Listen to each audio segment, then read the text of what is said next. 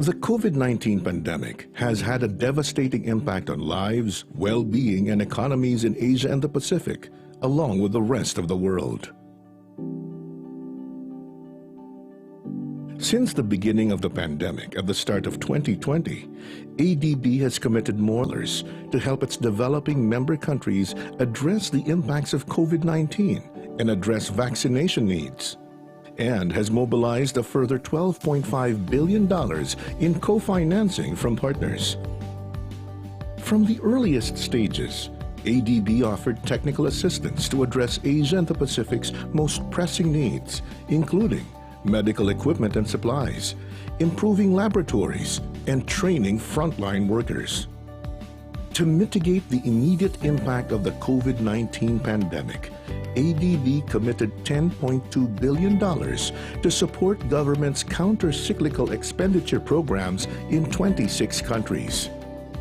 Some $501.7 million has been helping private companies provide medical equipment and essential services. And ADB committed $3.2 billion for trade finance, supply chain finance, and microfinance programs. ADB is also providing crucial knowledge to help countries better tackle the pandemic and shape a greener recovery. This includes databases on policy measures, supply chains, and economic impacts. As the world kickstarts a sustainable recovery from COVID-19, ADB is delivering comprehensive support to meet Asia and the Pacific's vaccine needs.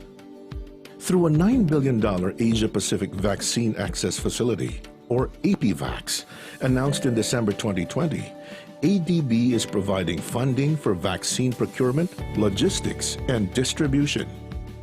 The initiative also supports important investments to build capacity in vaccine delivery, community outreach, and surveillance. Throughout its COVID-19 response operations, ADB is working closely with partners, including other international financial institutions, bilateral institutions, and the UN system. ADB is adapting with agility to the region's changing circumstances, working together with its developing member countries to rebuild for a long-lasting recovery.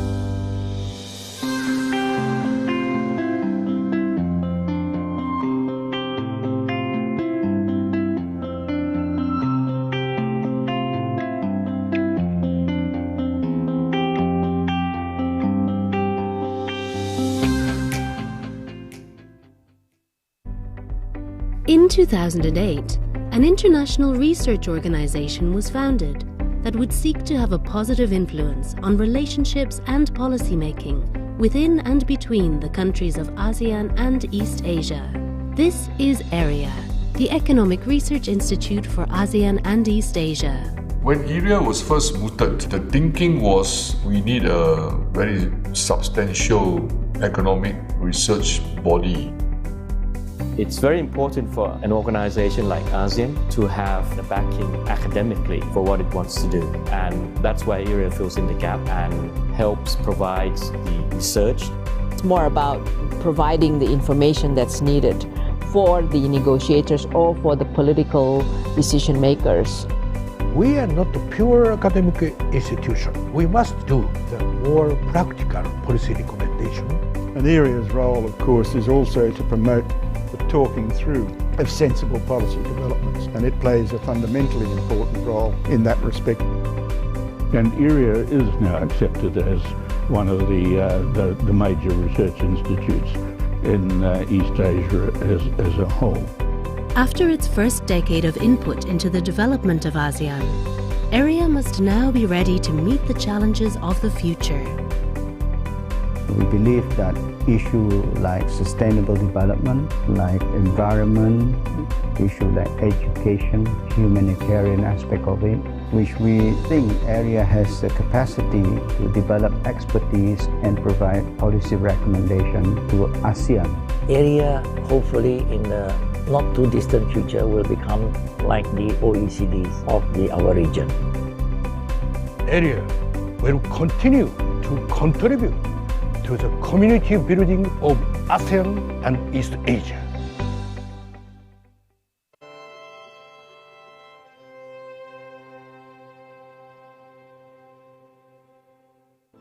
At the current affairs where we witnessed lingering COVID-19 pandemic, global economic recovery remained unfavorable to be achieved.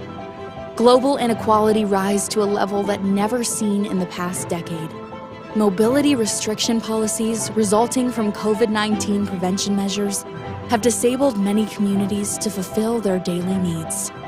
Risks of divisions between social groups exacerbated as the threat of scarring effect to the future generations, as well as increased risk of systemic default that put financial sector under pressure, have made the exit strategy from COVID-19 pandemic even more challenging to be executed. Such risks also result in prolonged trust deficit among countries that slow down efforts to tackle greater long-term issues, such as climate change and massive biodiversity extinction. All of these phenomena need to be followed with better formulation of economic and policy approach under one coordinated action. The Think 20, or better known as the T20, is the G20's official engagement group that connects think tanks worldwide. The T20 serves as a global ideas bank, bringing together experts from the most relevant think tanks and research institutes worldwide. The T20 develop and communicate research-based policy recommendations to the G20 leaders. In its 10th year, the T20 under the Indonesian presidency will be present to systematically produce practical policy proposals for G20 decision makers. This year, T20 highlighted 3 strategic issues. First, promoting greater cooperation for stronger, balanced, and resilient recovery. Achieving resilient and inclusive economic recovery simultaneously by global economies is essential to reduce the risk of having prolonged crises that affect unevenly across social classes. Second, advancing concerted effort for inclusive and sustainable development.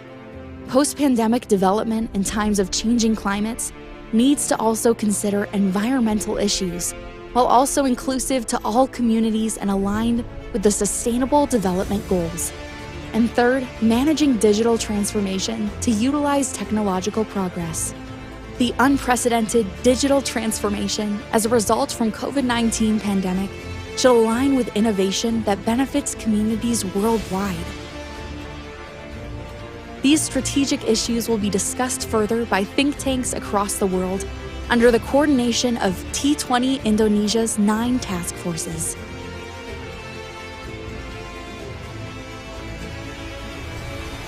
Together, these task forces, as well as all T20 participants, will join under our series of events. Alongside the support provided by these task forces, T20 Indonesia will be led by our lead co-chairs as well as executive co-chairs.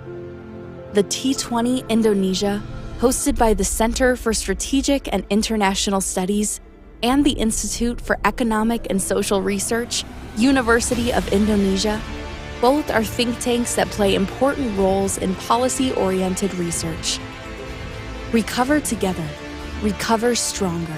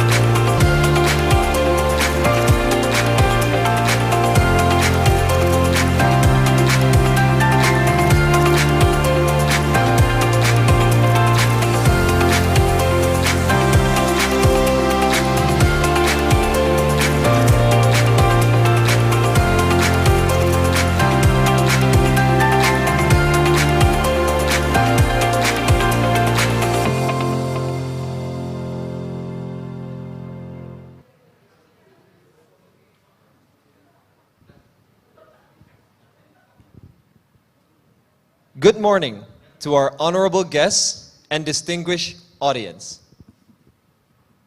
Welcome to the 2022 CSIS Global Dialogue, an annual event held by the Center for Strategic and International Studies to discuss emerging global issues and their solutions.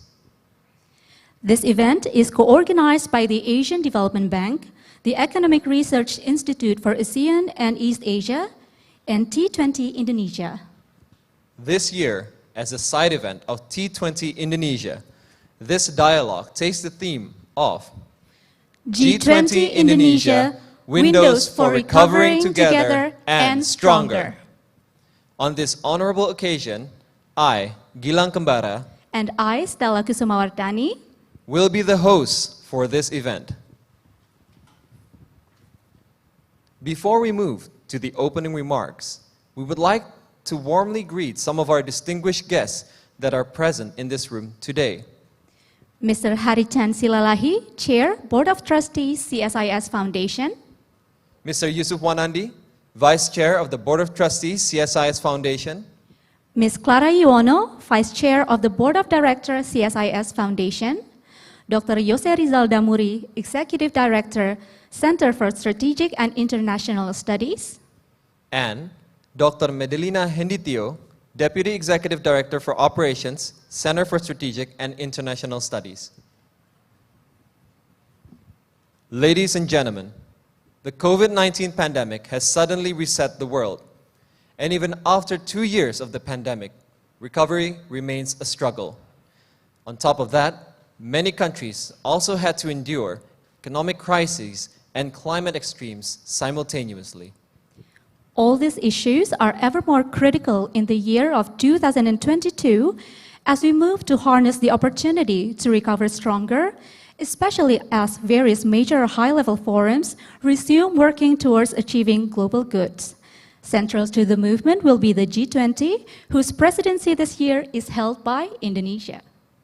The dialogue will contribute to the agenda of Indonesia's G20 presidency by examining COVID-19 and health cooperation, sustainable recovery and quality growth, macroeconomic issues in prospect of recovery, reviving trade, investment, and connectivity, and building human capital post-COVID-19 in the hope of a continuous effort to shape a better shared future. This event will be held in 3 days. In its first day today, the event consists of 4 main agendas. The first one is opening remarks from the co-organizers. The second one is opening speech from the keynote speaker. The third one is a plenary session on COVID-19 and global health cooperation. And finally, a plenary session on towards sustainable recovery and quality growth. To begin the first agenda, we have several prominent individuals that will present some short opening remarks.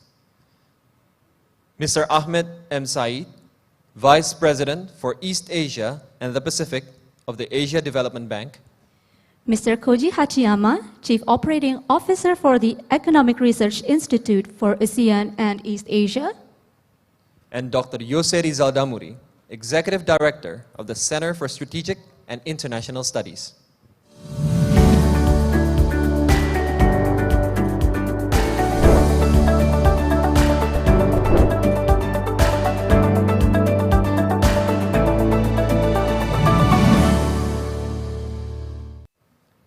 May I first welcome Mr. Ahmed M. Said, Vice President for East Asia, Southeast Asia, and the Pacific of the Asia Development Bank, to deliver his opening remarks.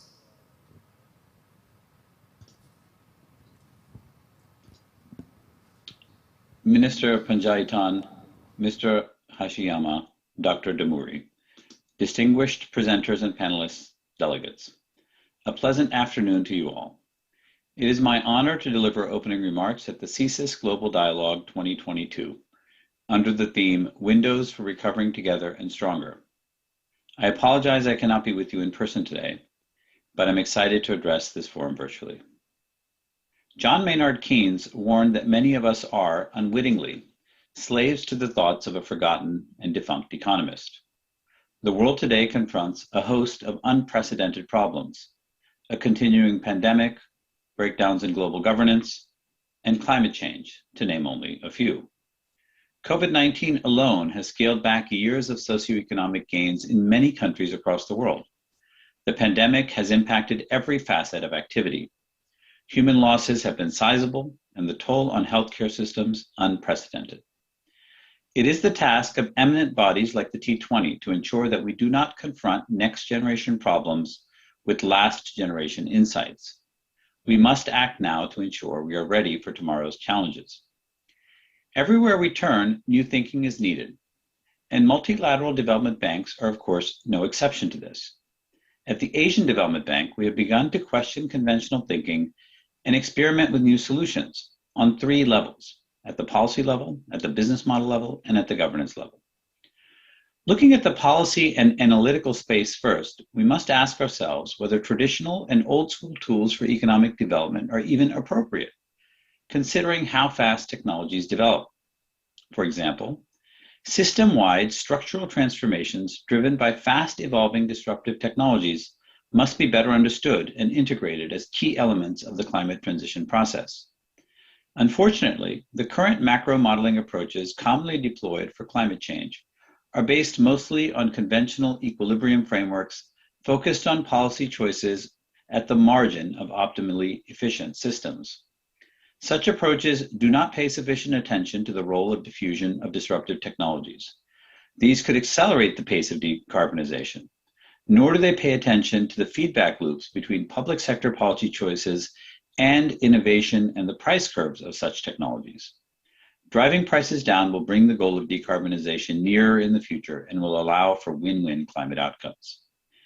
As this process accelerates, I believe that over the next 10 to 20 years, we will find that for many emerging and frontier markets, decarbonization is development.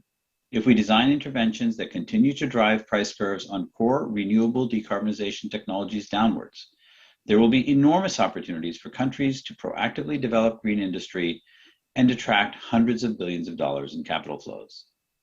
But we have to provide the right policy advice and incentives to enable countries to position themselves for that. And we're not going to do that unless we start thinking differently about economic theory. A second level where ADB is questioning basic assumptions and looking to test new approaches is at the business model level. Here we must ask ourselves some foundational questions, especially on how we do private sector mobilization. There's a ceiling on how much we can achieve simply through risk transfer. Our balance sheets are only so large. They can be optimized to be 2 or 3 or 4 times more effective, but they are not going to be 500 times more effective. MDBs must pivot from having a historically closed architecture to an open architecture, and they must design tools that are fit for that purpose. ADB just closed the first deal under a new energy transition mechanism, which will accelerate the decommissioning of coal. What's most exciting about this is that it took zero concessional capital. By designing better tools and interventions, we can solve problems by playing a catalytic role in financial intermediation, and not just by addressing financial market failure. The third level I want to mention is governance. What are the limits of progress for historical legacy institutions? How fast can they move? How much can they change? And are there hybrid governance models that bring global philanthropy and private sector knowledge into our MDB world in a better way? These are the ideas that we are seeking to test at ADB. Just recently, we created a partnership between the sovereign side of our bank and a private pool of capital focused on providing concessional financing for sustainable infrastructure. This platform, which is making otherwise non-bankable deals bankable, is a scalable solution for working upstream with governments. Ladies and gentlemen, these are testing times to reclaim the path to inclusive growth and to continue our journey to achieving the Sustainable Development Goals. It is imperative that we confront the problems of tomorrow with fresh thinking and new ideas. The T20 is an ideal venue for the disruptive thinking that will prepare us for tomorrow's challenges. I encourage you to be bold in your ideas, and I look forward to the outcomes of this forum. Thank you so much for the opportunity to be with you. Thank you very much, Mr. Ahmed Said, for your opening remark. For our next opening remark, please allow me to invite Mr. Koji Hachiyama, Chief Operating Officer for the Economic Research Institute for ASEAN and East Asia.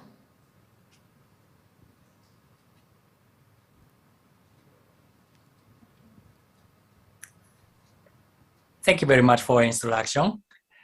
Minister Luft Panjaitan, Mr. Ahmed Said, Vice President of ADB, Dr. Yosef Rizal, Executive Director of CSIS, distinguished participants, ladies and gentlemen. It gives me great pleasure to welcome you all to the high-level dialogue on the very relevant topics related to the recovery from the pandemic. The COVID-19 pandemic has been with us for more than 2 years, but hopefully we are now seeing real signs of the start of recovery. Thanks to massive global vaccination, together with other credible measures, we are seeing declining cases globally and better managed pandemic situation. Countries have also responded by reopening their borders, and the global movement of people seems ready to re-emerge. Recovery is likely to be challenging for many countries. However, uncertainties still linger, especially given the potential emergence of new variants of the virus. Moreover, international production networks are now facing various challenges. A recent rise in political and economic uncertainty has had a major impact in the form of an unprecedented surge in resource and emerging energy prices. Russia's invasion of Ukraine has caused a surge in price of commodities from oil and gas to wheat, while stock markets have plunged. Recovery is also challenging because although it accelerated digitalization, it has possibly resulted in much slower movement of people across countries. Not all countries have a regulatory framework to facilitate efficient digitalization in place, and the reduced movement of people may discourage global value chains activities. Ladies and gentlemen, this is what makes this dialogue forum very important and much needed. The message and the conclusions from the dialogue will definitely be useful for the G20 processes. AREA is particularly proud to engage in the discussion and stands ready to support a successful and sustainable recovery. AREA is praised to provide support as it has done extensive research on various topics covered by this dialogue, such as global value chains, connectivities, and global energy issues. AREA's research, for example, underlines the resilience and rapid recovery of production network in ASEAN and East Asia from the pandemic crisis. But more can be done to ensure the sustainability of the recovery. I wish this conference every success in the coming days, and I also thank CSIS for all its big efforts to make this dialogue happen. Thank you very much.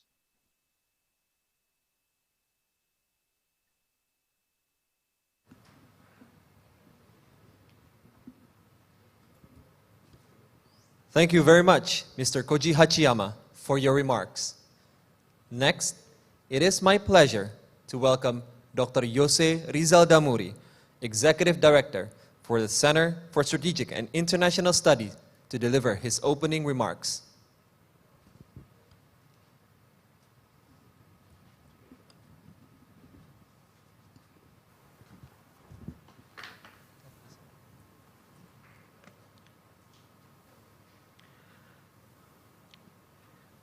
His Excellencies Minister Luhut Binsar Panjaitan, Coordinating Minister of Maritime and Investment Affairs of Indonesia, Mr. Ahmad M. Said, Vice President for East Asia, Southeast Asia and Pacific, Asian Development Bank, Mr. Koji Hachiyama, Chief Operating Officer, Economic Research Institute for ASEAN and East Asia, Bapak Harichan Silalahi, Chair Board of Director of CSIS, Bapak Yusuf Wanandi, Vice Chair, Board of Trustees, CSIS Foundation, and Ibu Clara Juwono, Vice Chair, Board of Directors, CSIS. All distinguished speakers, panelists, and participants, a very good afternoon from Jakarta. It is an honor for me actually to welcome you in the 2022 CSIS Global Dialogue. The Global Dialogue is a CSIS annual event that aims to provide a platform for discussion of emerging global issues and their possible solution. CSIS started the first Global Dialogue in 2018, looking at the challenge to global governance and the need to think about the new global and regional architecture and business model. The dialogue at that time actually attracted a lot of attention and came up with a series of ideas and recommendations to manage the changing world that we live in. It was followed by the 2019 Global Dialogue that went deeper into one of the major challenges of the global economy, namely technological progress and the impact that it brings to our society. Unfortunately, we had to postpone the 2020 and 21 Global Dialogue due to the COVID-19 pandemic. But this year, we decided to go on with the 2022 CSIS Global Dialogues because we think this is a very good momentum to provide also recommendations and ideas for global solutions. I think we are all very familiar to the impact of pandemic to all aspects of our life.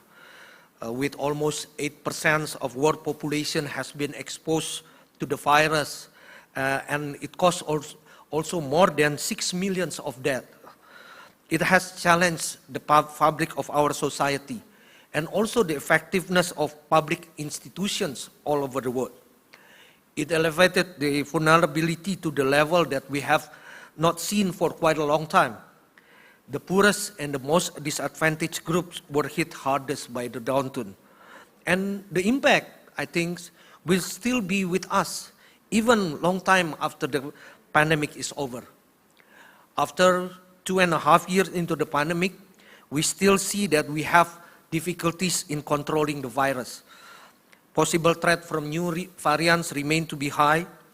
Even after 1.5 years since the first vaccine was given, there are still countries that the majority of the population remain unvaccinated. Uneven access to vaccine makes the path to immunity remain to be fragile. That would prolong uncertainty.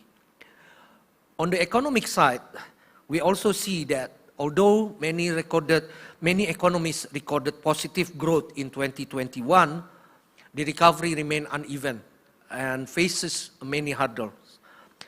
Developing countries are facing severe long-term problems related to lower vaccination rates, global macro policy, and debt burden. We also see that uneven recovery takes place in different sectors to the different part of the economy.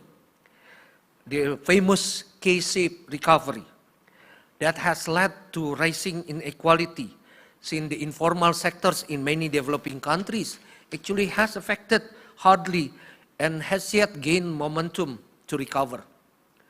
The formation of human capital is also one of the major challenges that will haunt us for years to come. The share of 10 years old who cannot read basic story in many low and middle income countries has raised from 53% to 70%. That would also affect the path of recovery in the future.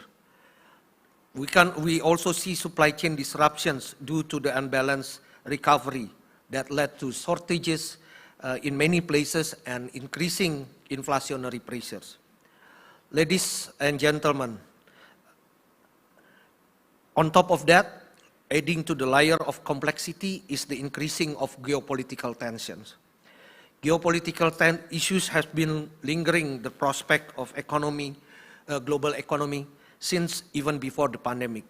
But the current war in Ukraine remind us that our global order is very fragile. We are again living through the period of overlapping crises and various tensions that can easily lead to open conflicts. In addition to the open conflicts, we have also seen an increasing tendency on the use of economic policy and instruments in dealing with the geopolitical tensions. While, of course, it offers alternative to the armed conflict, but the use of economic policy increases uncertainty to the global economy and make it more susceptible to the shock. Of course, greater international cooperations is that what we need for stronger recovery. We already know that even before the pandemic. And as the pandemic has told us so far, many problems and challenges cannot be addressed at the domestic level. It requires coordinations, it requires cooperations, it requires resource pooling at regional and global level. Effective international cooperation also ensure that an action from some countries would do less harm to others. This is what Indonesia is trying to promote in the G20 presidency with the theme Recover Together, Recover Stronger. Ironically, in my opinions, while it is quite obvious that we are in dire need of greater cooperation, it seems to be getting farther away with the current situations. The gap of aspirations between G20 members seems to be widening. Indonesia's G20 presidency has an obligation to bridge all aspirations and it would be much more challenging task.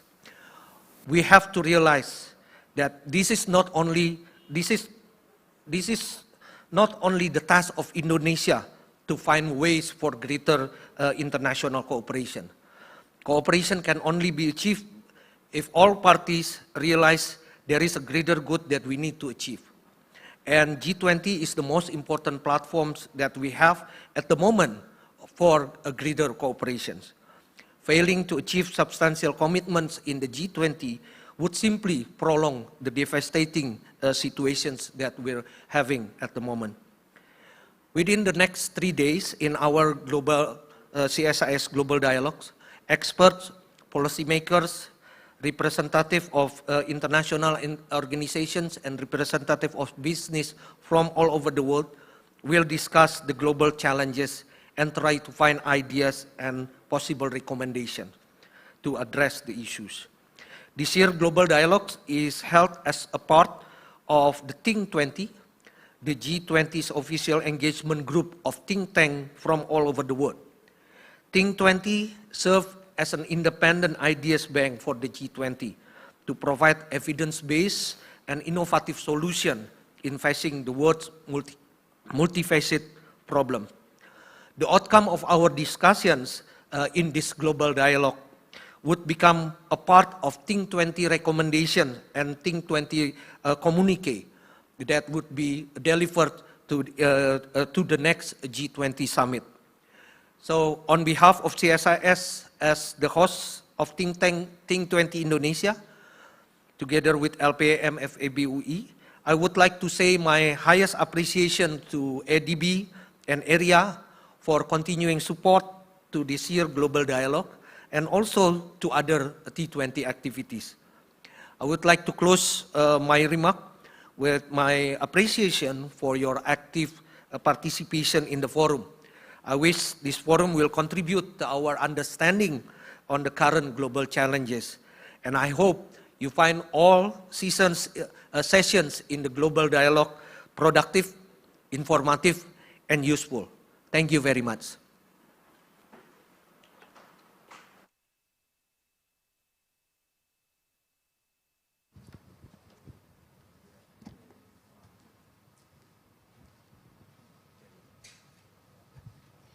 Thank you very much, Dr. Yose, for the opening remark.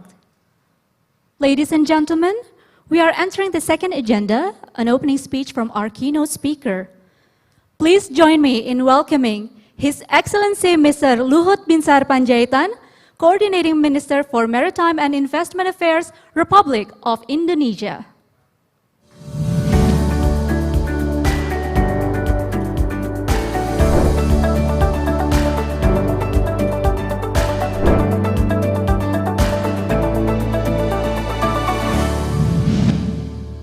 Ladies and gentlemen, I am honored to be here with all of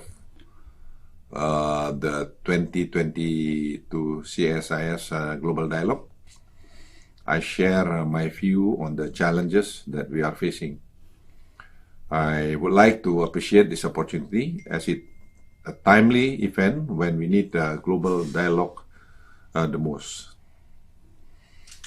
One of the looming issues that we have to deal with every day is the post-pandemic recovery.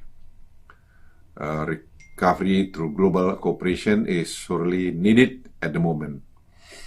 On top of pandemic's recovery, we have to deal with the looming challenges to the ongoing recovery from inflationary pressure, energy crisis, and various other issues. However, not all bad news. There's a good news. As of April 20, 2022, more than 11.5 billion of COVID-19 vaccines have been given across 184 countries around the world. This is remarkable progress that we need to celebrate. However, essentials such as vaccines and other healthcare products remain unevenly distributed. And as a result, we are witnessing an uneven global economic recovery. And Excellency, ladies and gentlemen, COVID-19 has revealed the bitter truth of our global health system, and all countries should address this problem together. The most pressing issues is the lack of resources in preparedness for the pandemic and the future ones. Therefore, Indonesia G20 presidency is committed to build a better health architecture by closing this financing gap and developing a health fund to improve the global COVID-19 response and the future pandemic preparedness. Significant investment and more innovative financing schemes need to be mobilized. The second issue is the vaccination gap worldwide, especially in low and middle income countries. Feeling the financing gap is insufficient due to the country's variation of capacity and delivery. Therefore, low and middle income countries should be encouraged to reform their health and sector to meet. The global targets on vaccines, diagnostic, therapeutics, and deliver all COVID-19 tools, with health equity playing such an important role in charting our future course. Indonesia's G20 presidency calls for all countries to work together to build a better global health architecture. The potential scaring effect on human capital is also worrying in the longer term. The public health crisis due to COVID-19 has brought to most extraordinary education emergency out of a lifetime. Around 1.5 billion or 80% of all children have been out of school. And according to UNESCO, an estimated 30 million children may never return to school. Moreover, the long-term economic cost of lost schooling means the potential loss in future productivity output.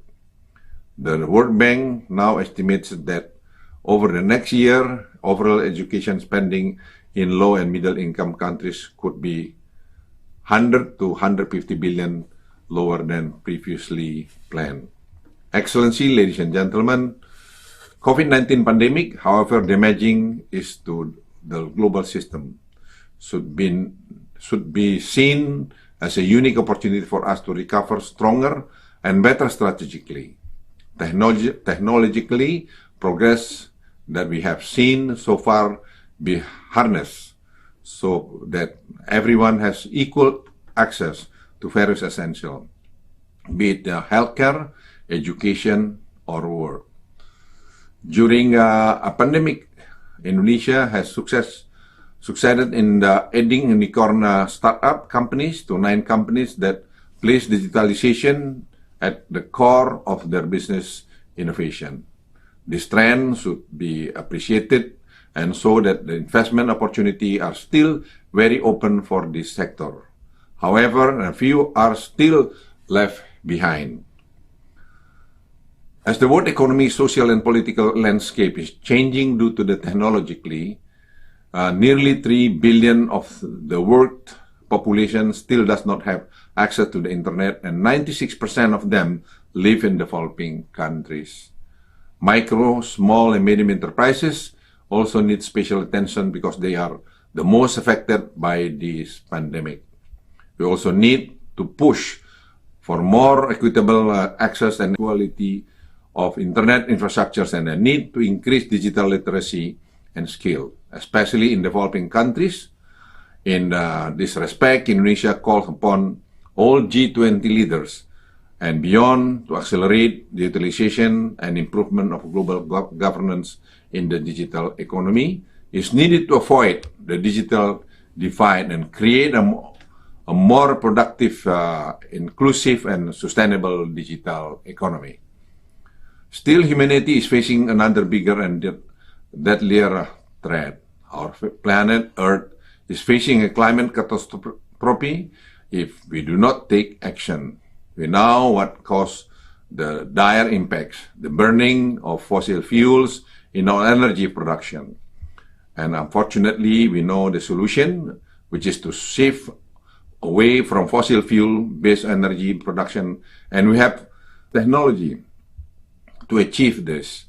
Thus, energy transition should urgently be on our agenda, and this is reflected by Indonesia G20 presidency priorities. Yes, challenges persist in this matter. The crucial issue are the scale and the distribution of financing. The The International Energy Agency stated that we face a big funding gap of efficient energy investment, and investment needs to be increased threefold by 2030 to achieve net zero emission by 2050. The gap is even bigger for developing countries. Innovative financing schemes and mechanisms should be employed in a way that is transparent and with integrity, inclusive, and fair. For example, blended finance and carbon market could provide financing opportunity for developing countries. Excellency, ladies and gentlemen, due to the COVID-19 crisis and preceding trade tension among leading economies, we flow of goods, services, and capital was disrupted on a historical unprecedented scale. Although the world trade in merchandise and services is back to the pre-pandemic levels, the recovery is uneven geographically and transportation. Networks and supply chain remain stressed. The disruption caused by changing global trend patterns and geopolitical issues accumulate the bottlenecks of global shipping, especially containerized cargo, which drives up logistics costs.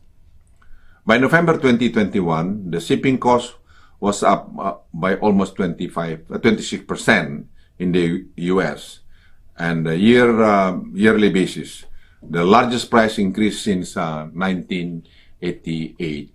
Furthermore, the spillover impact of the bottleneck has also gradually transmitted to increasing price across the globe. G20 members should address this by working together with all countries in more resilient supply chain in the future throughout robust international cooperation, including supporting an effective multilateral trading system with a stronger trade organization. Lastly, Indonesia presidency is well aware of the ongoing Ukraine conflict. The geopolitical fragmentation threatens poor, vulnerable group, especially in the low-income countries, due to the increase in food and energy prices. More specifically, the impact on the global supply chains and food security is substantial, since Russia and Ukraine are in the main exporters of the agriculture sector and upstream sector in the global supply chains. Lower and middle-income countries, which tend to be net food importing countries, and commodity importers from Russia and Ukraine are the most affected by this conflict. This rising energy price could slow the clean energy transition, making it more difficult to maintain fiscal sustainability.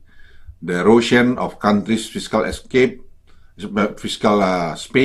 makes it harder to invest in the climate transition, while delays in dealing with the climate crisis make the global economy more vulnerable to food and commodity price shocks, which lead to inflation and economic instability. As Franklin Roosevelt said, smooth sea never made a skilled sailor.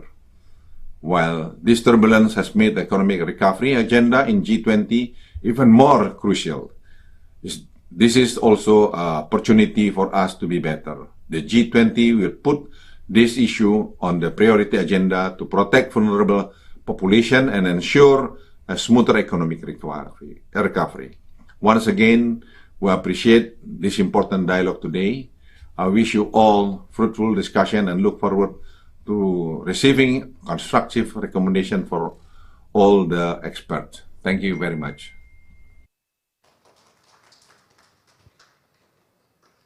Thank you, His Excellency Minister Luhut Binsar Panjaitan, for the opening speech. Ladies and gentlemen, the global COVID-19 pandemic has taken more than 6 million lives and has infected hundreds of millions all across the globe.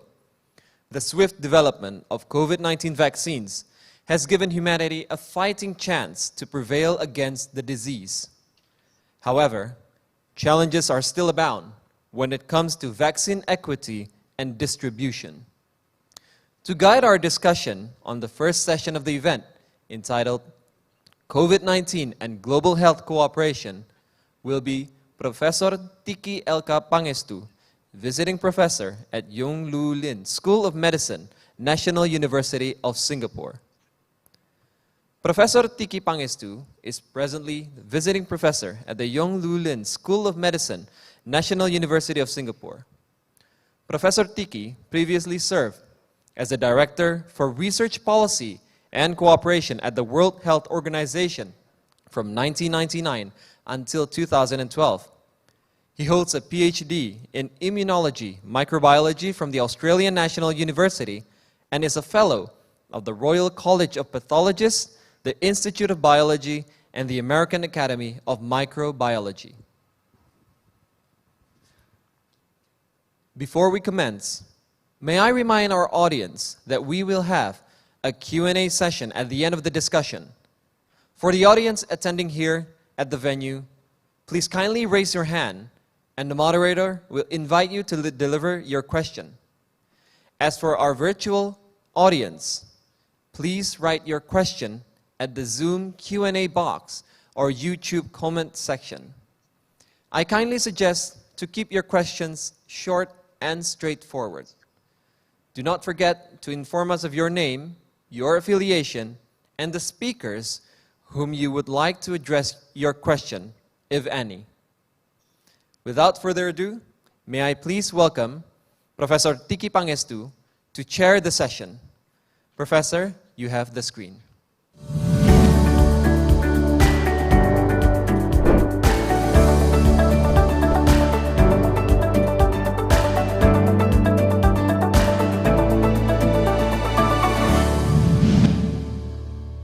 Thank you very much for the kind introduction, and welcome to this CSIS Global Dialogue on the very important topic of COVID-19 and global health cooperation. I would like to begin the session by introducing Mr. Tharman Shanmugaratnam.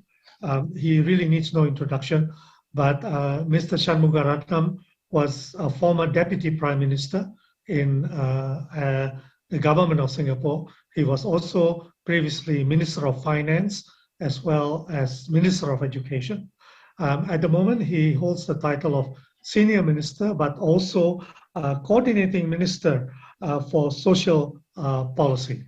So without further ado, I would like to invite Mr. Tharman to deliver his keynote address. Thank you.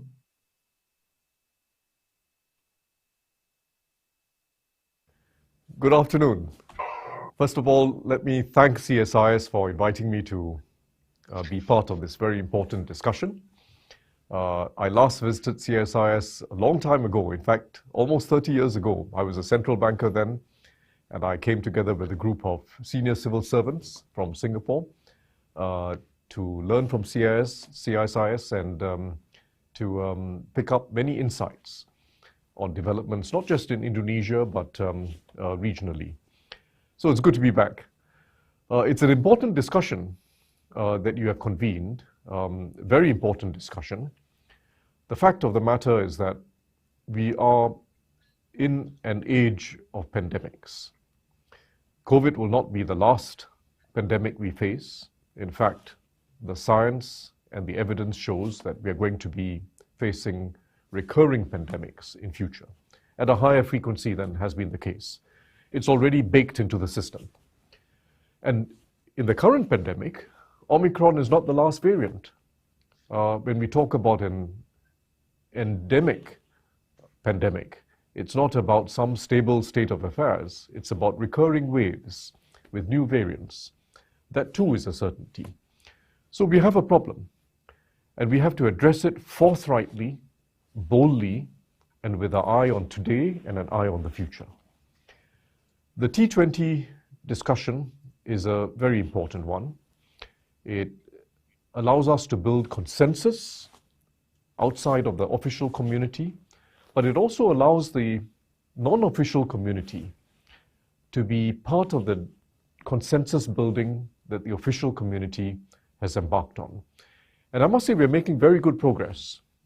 Under the Indonesian G20 presidency, the G20 task force of finance and health officials has been making significant advances in its proposals, building on the work that was done last year by the G20 high-level independent panel that I happen to co-chair, together with Ngozi Okonjo-Iweala and Professor Lawrence Summers.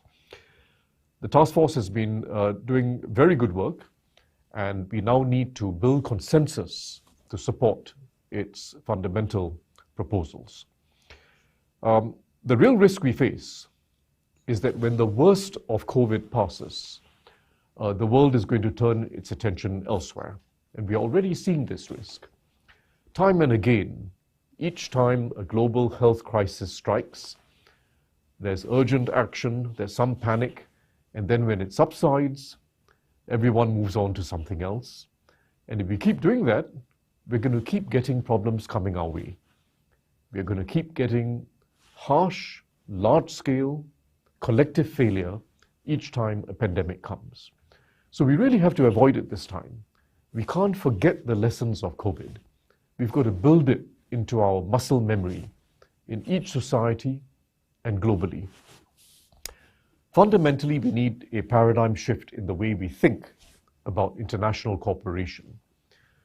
Hitherto, much financing for global health security has come out of aid budgets, largely bilateral aid and some significant philanthropic support. There's been minuscule multilateral effort and multilateral funding for global health security because we think of it as aid and it has to compete within an aid budget amongst many other demands.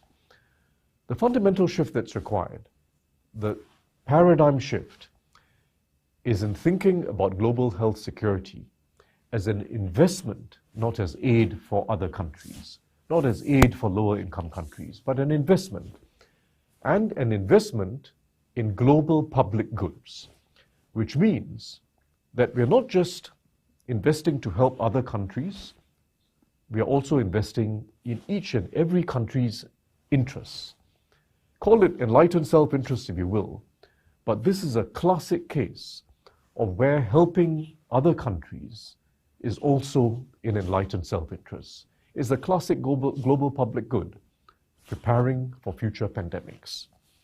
We must make that fundamental shift in thinking in government fiscal policies, government financial policies, towards thinking about pandemic preparedness as an investment in global public goods, investing within our own countries, but also investing globally through multilateral channels as much as possible. There are major gaps in global public goods. This is now well established, and COVID was a very unfortunate and tragic reminder of these gaps. In plugging these gaps, we're not just concerned about some distant event, some future pandemic. Plugging these gaps in global public goods will have triple benefit. First, it helps us immediately in a long drawn-out COVID pandemic, and it will be long drawn-out. There's still a lot of work ahead in dealing with future variants and in ensuring that most of the population of the world is protected as the COVID pandemic proceeds. That's the first benefit. The second benefit is that what we do today to invest in global public goods will also be greatly beneficial after this pandemic, because we still face a whole set of communicable diseases globally: TB, malaria, HIV, many other communicable diseases. And the investments we make today are necessary to address these continuing priorities in each country, and particularly in the developing world. We've got to step up the strengthening of healthcare systems. We've got to step up globally and locally to address these continuing threats to global health. And the third benefit is going to be in preparing for the next pandemic, because the next pandemic is coming. So it's a triple benefit that we have in mind when we think about how we go about plugging these gaps in global public goods, and the scale of investment that's required. Three basic gaps, and this is now well established. First, we need a major scale up in surveillance for every new infection, every new spillover from the animal world and from the natural world into human life. Unfortunately, the pathogens are already out there because of all the interactions between the animal world and human life. We already have a significant spillover that's been taking place in recent decades, and the pandemics are coming. But we need surveillance to be able to detect as quickly as possible when a pathogen starts spreading in a human population, anywhere in the world, anywhere in the world. And we're not ready for it now. We do not yet have that global surveillance system. I support very strongly Indonesia's proposal to use and strengthen the GSAID platform as the global genomic data sharing platform. The GSAID platform, for those who are not familiar, was first set up to share data on influenza, to develop surveillance systems and to share data on influenza. And in fact, it has worked relatively well. It's one of the rare successes in global health cooperation. And Indonesia has proposed now building on the GSAID platform, strengthening it greatly. And I believe this is in fact a very wise idea. It's also supported by the WHO. It requires building up local level, regional level, and global level surveillance capabilities, starting with the local population level epidemiological monitoring systems. It requires that whole system, and critically it requires data sharing so that whenever you get a new infectious disease outbreak anywhere in the world, the rest of the world knows, and we can get a head start on preparing our responses, preparing the types of tests required, preparing vaccines early in the day, and preparing the types of drugs required to mitigate its effects. So this is a major step up required, surveillance capability. The second major gap we have is in manufacturing capacity, not just for vaccines, that's been the big task of this pandemic, but also in testing equipment and a whole set of other apparatus required to tackle a pandemic. Everything from the protective equipment to the facilities required to be able to deliver drugs and vaccines and tests to people. It's a huge capacity issue. Manufacturing capacity was in short supply in COVID, and that's why we've had a very long, drawn-out pandemic. The real lesson of COVID is that speed and scale are everything when a pandemic strikes. Speed and global scale. And you can only get speed and global scale if you're prepared before a pandemic. You can't suddenly have it spring up during a pandemic, which is why we've had such a damaging pandemic. We were not ready, and it took time to build up that capacity. So we have to build it up in advance. And what we do to build up this manufacturing capacity and this end-to-end supply capacity for testing equipment, for vaccines, and for the therapeutics or drugs, what we do now to build it up will also be useful after the COVID pandemic. Because one of the real achievements of science and technology in the last few years has been the development of platforms that can now address many diseases at the same time, including the mRNA platform, not just for one particular infectious disease, but for several at the same time. So what we do today to build up that capacity can also be applied to other diseases even after COVID has subsided. We have a proposal from Indonesia to build up manufacturing capacity and research hubs around the world, including in the developing world, which again I strongly support. We cannot just rely on a few locations around the world to do the manufacturing and then find a way of distributing it. Because the raw fact of the matter is that in a pandemic, protectionism tends to come up. nations all facing pressure from their own populations tend to prioritize the supply of vaccines and drugs for their own populations first. It happened in COVID. So we need a globally distributed system to manufacture and to distribute testing equipment, vaccines, and drugs.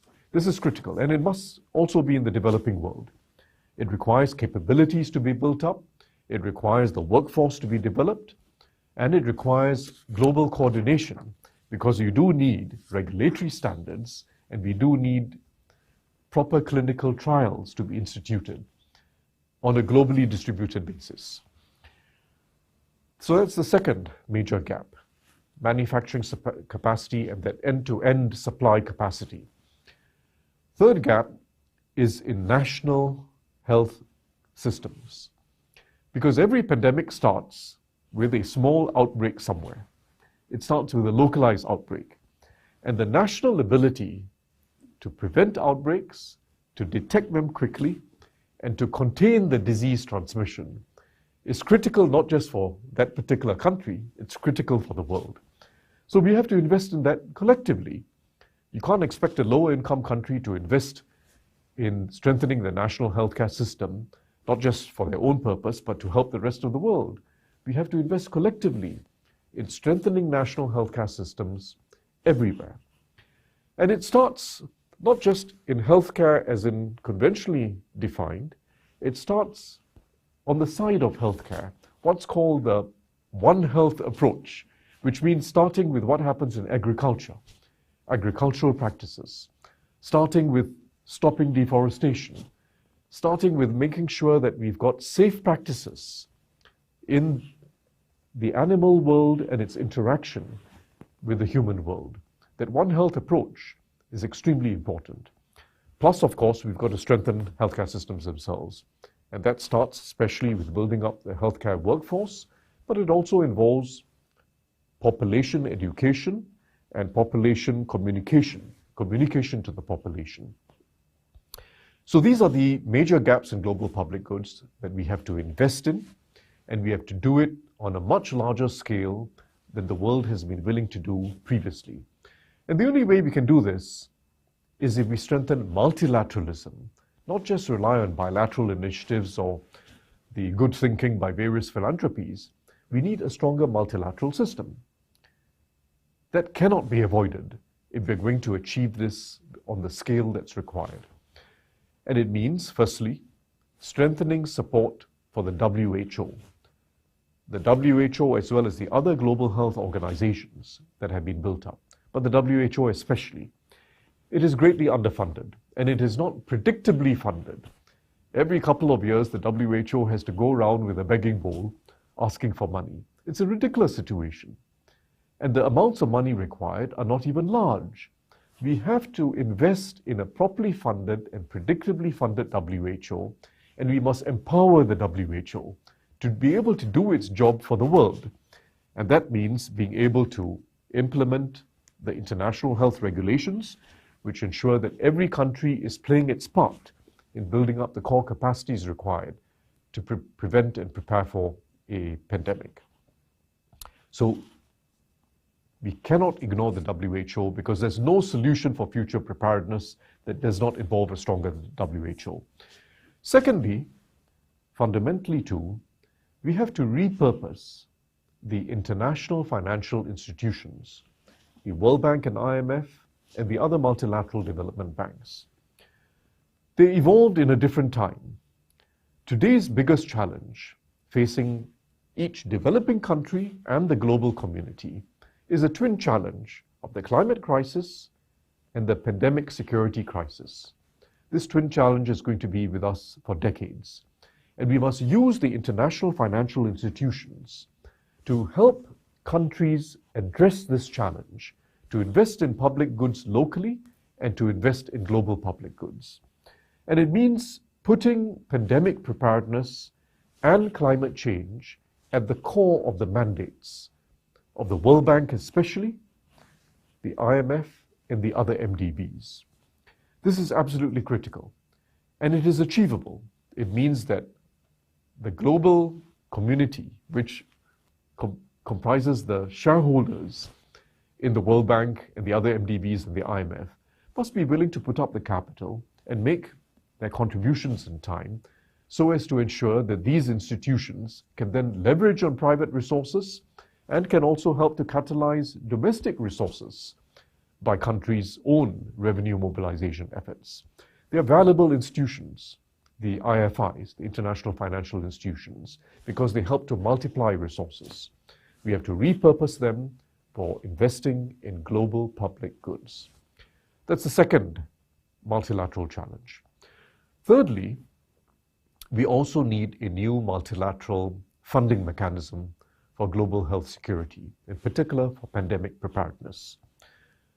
We have to fund the WHO, we have to repurpose the international financial institutions, but that alone is not good enough. Because the scale of the challenge and also the nature of today's ecosystem requires that we have a new multilateral mechanism for funding on top of the existing institutions. The existing institutional landscape is fragmented and siloed. That is the reality of the matter. It is fragmented and siloed. And we need a new mechanism to overcome those silos, to be able to mobilize multilateral resources and to prioritize their use across the different institutions, prioritize and keep reprioritizing as the situation evolves. We critically need this new mechanism. The G20 High-Level Independent Panel had estimated that we need, in total, new international financing of about $15 billion a year. That sounds like a lot of money. It's about roughly double what the world has previously been spending on pandemic preparedness. $15 billion each year in additional financing. But it's actually a very small amount of money compared to the costs of a pandemic. A very small amount of money. If we take COVID as an example, even as of sometime early last year, the total fiscal cost to government budgets globally, was over $10 trillion. This $15 billion a year, even stretched out over several years, each year that $15 billion compared to the $10 trillion cost to fiscal budgets, that's a 700 times difference. 700 times. If we don't invest in preparedness and we wait for the next pandemic, which by the way may be much worse than COVID, we basically are talking about a cost that's 700 times this annual cost of preparedness. And regardless of whether the next pandemic comes in 10 years' time or 20 years' time, and it's certainly not going to be more than that, it's very likely within the next 10 years. Whenever it comes, this investment of $15 billion each year is the investment with the highest social return of any public investment that can be made. The highest social return on any public investment that the world can make. So we have to do it. And of that $15 billion, some of it has to go towards strengthening the WHO, towards additional funding for the existing global health organizations, but we also need a new mechanism, as I just mentioned. And we have proposed that a new mechanism, a new multilateral financing mechanism that is able to fund the system as a whole should comprise at least $10 billion per year. We're not going to get there immediately, but we should build up our contributions to make that possible, because it's in every country's interest. Again, it's actually very small. $10 billion a year spread out over many countries, with the rich and large countries contributing more. Naturally, the more advanced countries have to contribute the bulk, but as many countries as possible should participate, just like in the World Bank and the IMF and other institutions. The world community should participate. When you spread it out across countries with a fair distribution of contributions, so that poorer countries contribute small amounts, but they contribute something, the amount for each country's budget, rich and poor, is tiny. It amounts to less than 0.1% of government budgets. Less than 0.1% is about less than 1,000th of government's annual budgets. Put another way, it's less than 0.02% of GDP. It's a very small cost. So really what we're talking about is a mindset shift in the way we think about investing in global public goods in order that each country benefits over time. Each country will see a very significant return on this investment. So we have to avoid myopia, which is our biggest problem. It's really economic and political myopia, waiting for disaster to strike, spending a bomb each time it strikes, seeing massive human costs, particularly cost to human lives, but being unwilling to invest in the future to prevent it happening again. That's our problem. We have a governance problem around the world, and we have to address that governance problem. And the best way to address it is not for each country to be persuaded and pressured to do its own part, but to do it multilaterally. Everyone is going to do it. No free riding. Everyone just contribute in order to invest in global public goods that every country will eventually benefit from. So I believe we can address this problem. We know the basic contours of the problem. We know the nature of a fragmented system. The amounts of money required are affordable on government budgets. As long as we distribute it fairly between rich countries, middle-income countries, and poor countries, it's entirely affordable. What we need is a shift in thinking and governance. Invest today to save huge costs in the future. We can achieve it, and I think we're off to a very good start in this year's G20 presidency under Indonesia. The proposals of the task force of finance and health officials are working out very well in my opinion, and we have to support them. Thank you very much. Thank you very much, Senior Ms. Tharman, for that excellent, insightful and presentation, which has also very important strategic recommendations.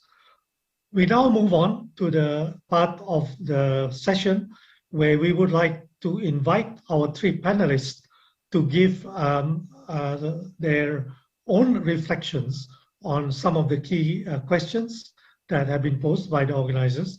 I'd like to introduce, first of all, Dr. Kunta Wibawa Nugraha, who is a Secretary General at the Ministry of Health of Indonesia. He has held many very important positions within the government of Indonesia. And obviously, he's in a very key position now in terms of Indonesia's key role in the G20 with respect to the Global Health Cooperation. So we'd like you, Dr. Kunta, in the next 5 minutes to give us an update on the G20 initiatives, particularly on the global fund that Mr. Tharman mentioned for sort of multilateral global health funding, a new mechanism. So over to you.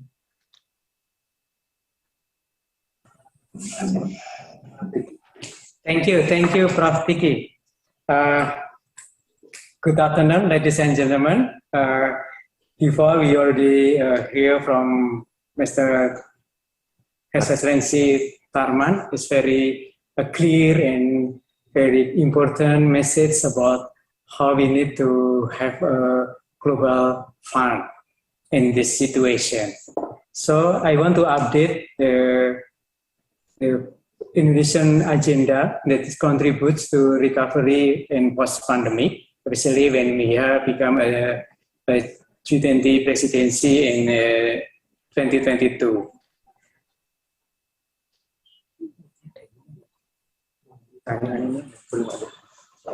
So in the overall, we have a hard working group as Indonesia become a G20. So in this priority, we have 3 priority issues for G20, and we seek to strengthen the global health architecture through several programs and initiatives. So we've seen that, we know that in the Indonesia G20 presidency deliberates 3 priority issues, which are first, the issue is building global health system resilience. In this issue, we have the 3 programs on that. First is financial resource mobilization. Second is about the essential health resource mobilization for pandemic prevention, preparedness and response. And third is optimization of genomic surveillance and strengthening trusted data sharing mechanism. So all of them is based because of our experience in COVID. And for the financial resource mobilization, actually, like Mr. Tarman said, this is continuing the establishment of a new financial PPR mechanism that already carried out by the previous G20 presidency. This is Italy. We already we already established the joint finance and health ministers meeting, or we already established we call it GLTF, the Joint Finance and Health Task Force. That we already discussed detail about what is the mechanism on the concept of financial resource mobilization. And the second priority issues is about the harmonizing global health protocol standards. In this issue, we want to have something like a harmonized system on the recognition of COVID-19 digital certificate at point of entry. So we will build something like a mutually recognized COVID-19 vaccination certificate protocol, and can be wider applicability in the future. So we already have a health working group, because it first health working group that discuss about the harmonizing global health protocol standard. This means that not one application, every country can have application, but we have one QR code that can be read by all applications that we have. So we have the standard, and we can move from one country to other countries, something like that. The third priority is about the expanding global manufacturing and research hub for pandemic prevention, preparedness, and response. This priority, we have two programs. First, about the expansion of global manufacturing hub for VTD, vaccine, therapeutic, and diagnostic, to developing countries. And second is sharing of knowledge for prevention, preparedness, and response to health crisis. So about the global manufacturing hub, and the second is about sharing knowledge. Different with the 1C I mentioned about the sharing data and mechanism, but in 3B is about sharing of knowledge. So sharing about the research center, something like that. So this part, Prof. Tiki, about our what we want to do in G20 of Indonesia presidency. If I can moving to our update of the initiative on the Global Preparedness Fund on the Global Health Architecture. If it's okay, I will continue, Prof. Tiki, about our update. I will update. First, we know that the pandemic has highlighted the economic and financial impact that health crisis can have on the global economy. So investment in PPR, is preparedness, prevention, preparedness, and response should be recognized as global goods and human capital investment necessary for economic growth. So we have learned from the COVID-19 pandemic that financing for pandemic PPR has to become adequate, sustainable, and better coordinated, and requires continuous cooperation between health and finance decision makers in the public and private sector. Both sectors collaboration is essential to addressing potential financing gaps, mobilizing an appropriate mix of existing multilateral financing mechanisms, and exploring new financing mechanisms that could continuously support prevention and preparedness. And when needed, rapidly mobilize and respond to future health emergencies.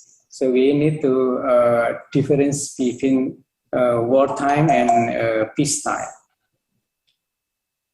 With the ongoing initiative of the G20's Joint Finance Head Task Force that I mentioned before, we already have the Joint Finance Head Task Force.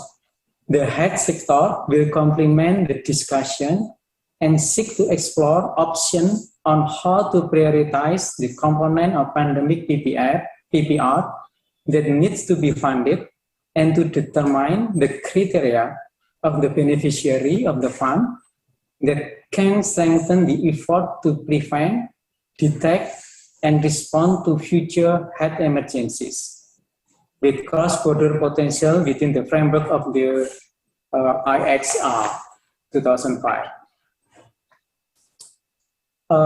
So the COVID-19, or we call it pandemic-related recommendations, such as from the high-level independent panel, SLIP report, independent panel for PPR report, and IHR review committee. The working group on strengthening WHO preparedness and response to health emergencies has identified 5 finance-related recommendations still. First is domestic financing. Second is global finance for low and middle income countries preparedness. Global finance for common goods. Global finance for response, and WHO financing.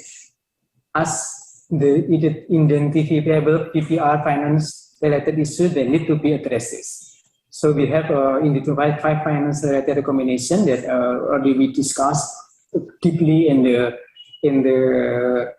joint finance head task force, and actually we already we call already last week, already have one type, something like FIF, but still discussion in the FIF. Indonesia G20 first issue priority in the second head working group will contribute to the finance head and task force work by identifying discussion gaps, particularly the head's perspective on the current FATF discussion, especially something like identifying key elements of the global head architecture for PPR that should be financed by additional support to existing mechanism and a potential new financing mechanism, including criteria for beneficiary countries and resource allocation prioritization, in particular considering opportunities to maximize head gains through multi-pathogen interventions and incremental investments in underlying health and community system core function. Therefore, WHO's central role in the new financing mechanism should be reiterated and re-emphasized to ensure that the mechanism will not lead to any duplication and fragmentation of the existing similar mechanism. There is still unclear relationship between the proposed financing mechanism which established outside of the WHO framework with WHO central coordinating role. So this is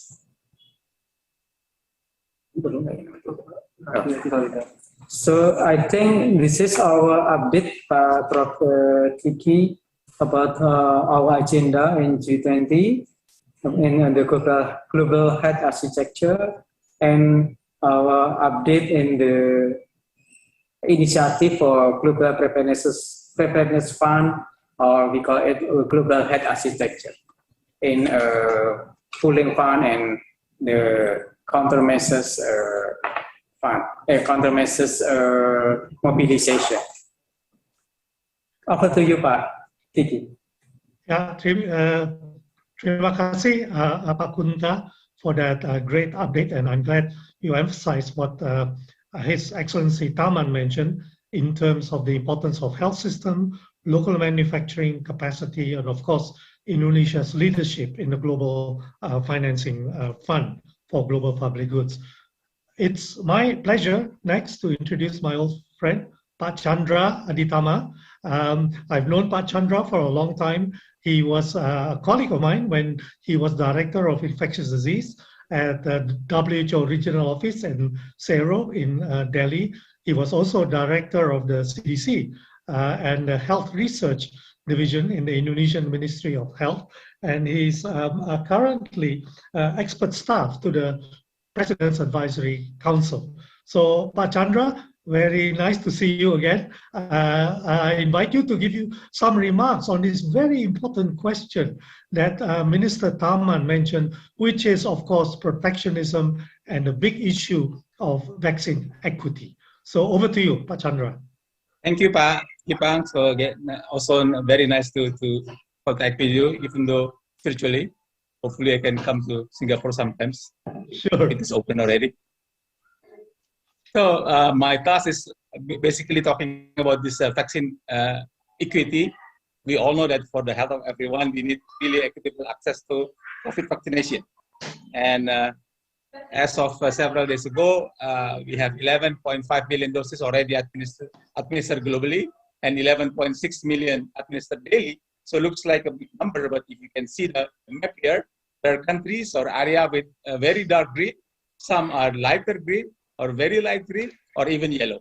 So this is this map show the uneven distribution of COVID vaccine, even though we know that COVID vaccine is really needed for the control of this COVID pandemic. And then, so the DG of WHO clearly mentioned at the end of last month that a third of the world remains totally unvaccinated against COVID-19. So I just would like to raise some issues here. And I mean, not really what should be done, but these are the discussion on this vaccine equity. It should, even though Senior Minister mentioned about the need of vaccine for each country, but I think we all agree that there should be no vaccine politicization because we need vaccine for the humanity.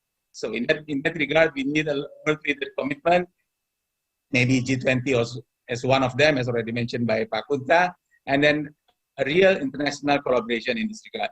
I just would like to mention COVAX. I believe all of you already know the important role of COVAX in trying to collect vaccine and distribute to countries who are needed. And then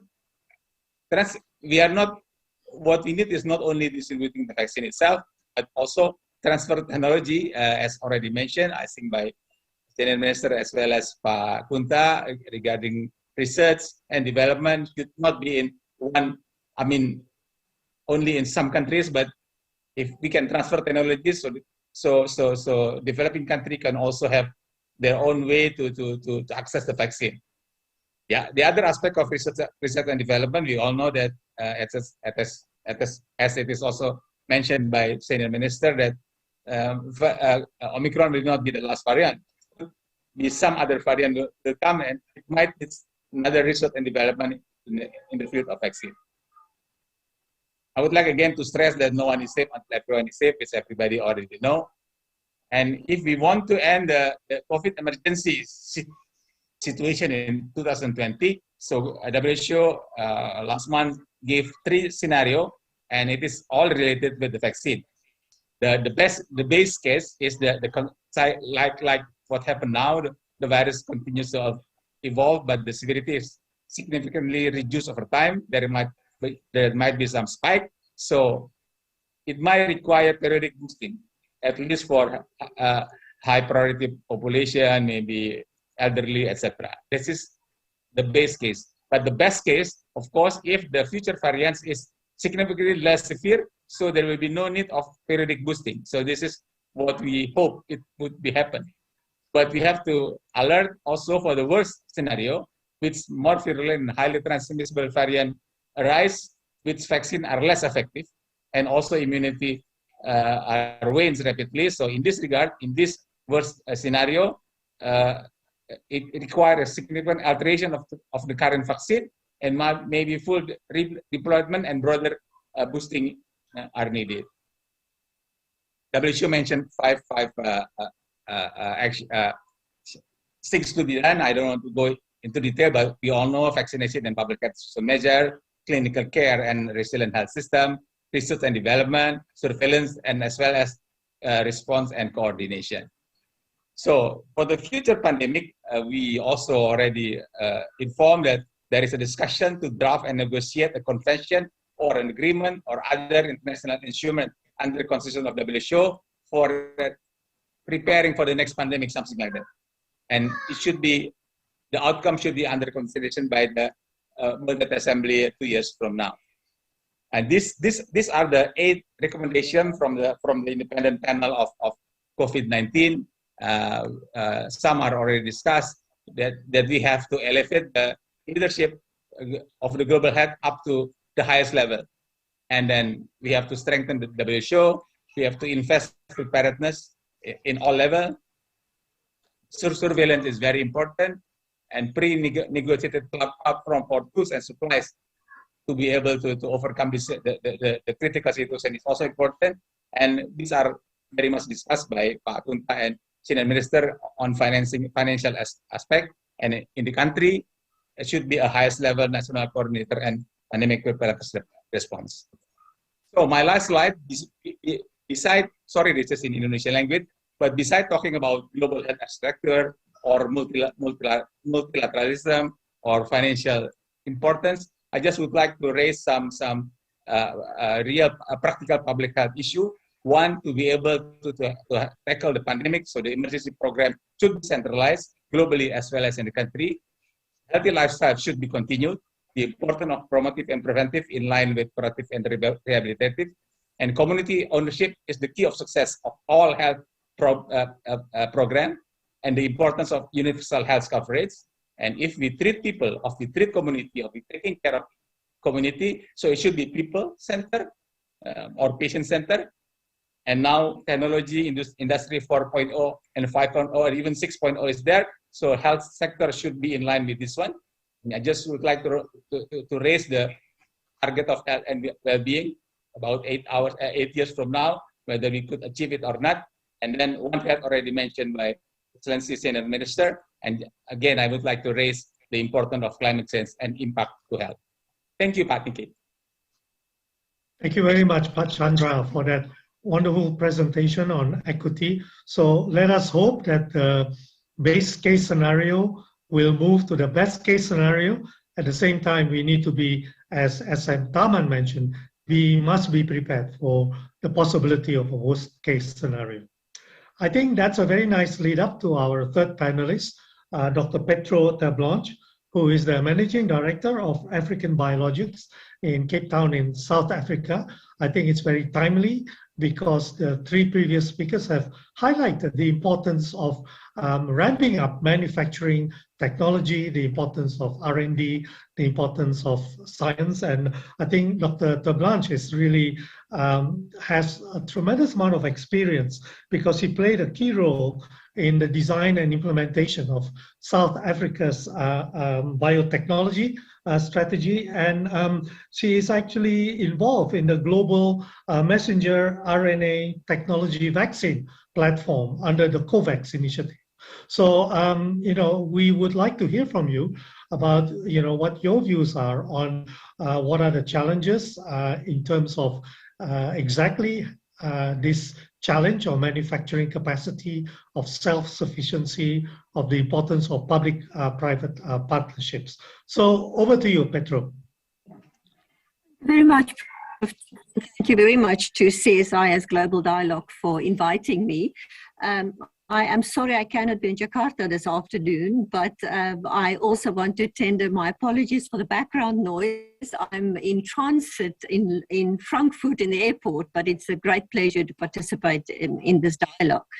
I would like to focus on, of course, the COVAX initiative. It was a very purposeful and a very strategic initiative by building manufacturing capacity in low and middle income countries as a means to pandemic preparedness.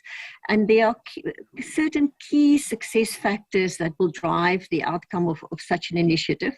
And I want to start with the first one, which is government leadership. Leadership in government, very well demonstrated by the Indonesian government. And I also want at this point mention that, as you know, Biopharma, which is the Indonesian company, is part of this mRNA hub network.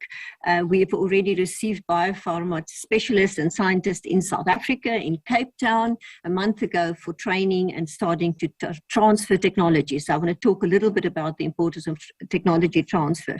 But what this program underpins is partnerships. So the government's leadership is required to create a policy environment, not only in terms of trade and investment, not only in terms of free trade, not only in terms of intellectual property, but also in terms of regulatory environment. So the key success factors of this initiative, which is building sustainable capacity as a means to have pandemic preparedness in low and middle income countries, will require an ecosystem.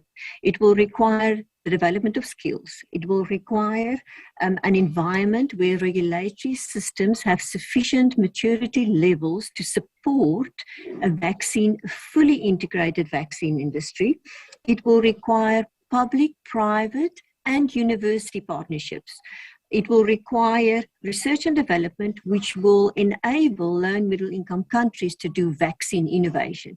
We cannot only rely on innovation in high-income countries for diseases which may not be relevant for the burden of diseases in low and middle-income countries. We have to have our own innovation capabilities.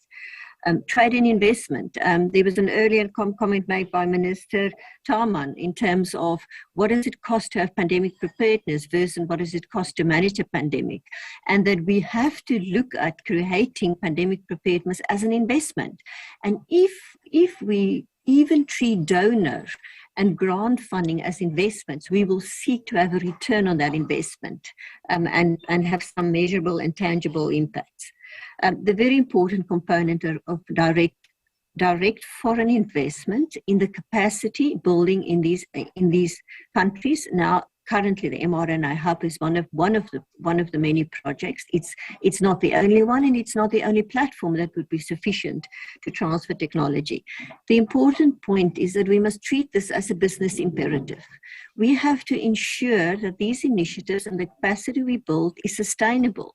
We therefore have to coordinate at a regional level. We have to very carefully scale and build sustainable entities and industries which can not only supply certain vaccines to low and middle income countries, but also do that in a sustainable financial manner. Importance around technology transfer. The transfer of technology outwards and inwards is a very important partnership model. We have seen now with the mRNA hub that there's a technology transfer initiative that will impact on 15 different countries in the next 2 years, building capacity around mRNA vaccine manufacturing.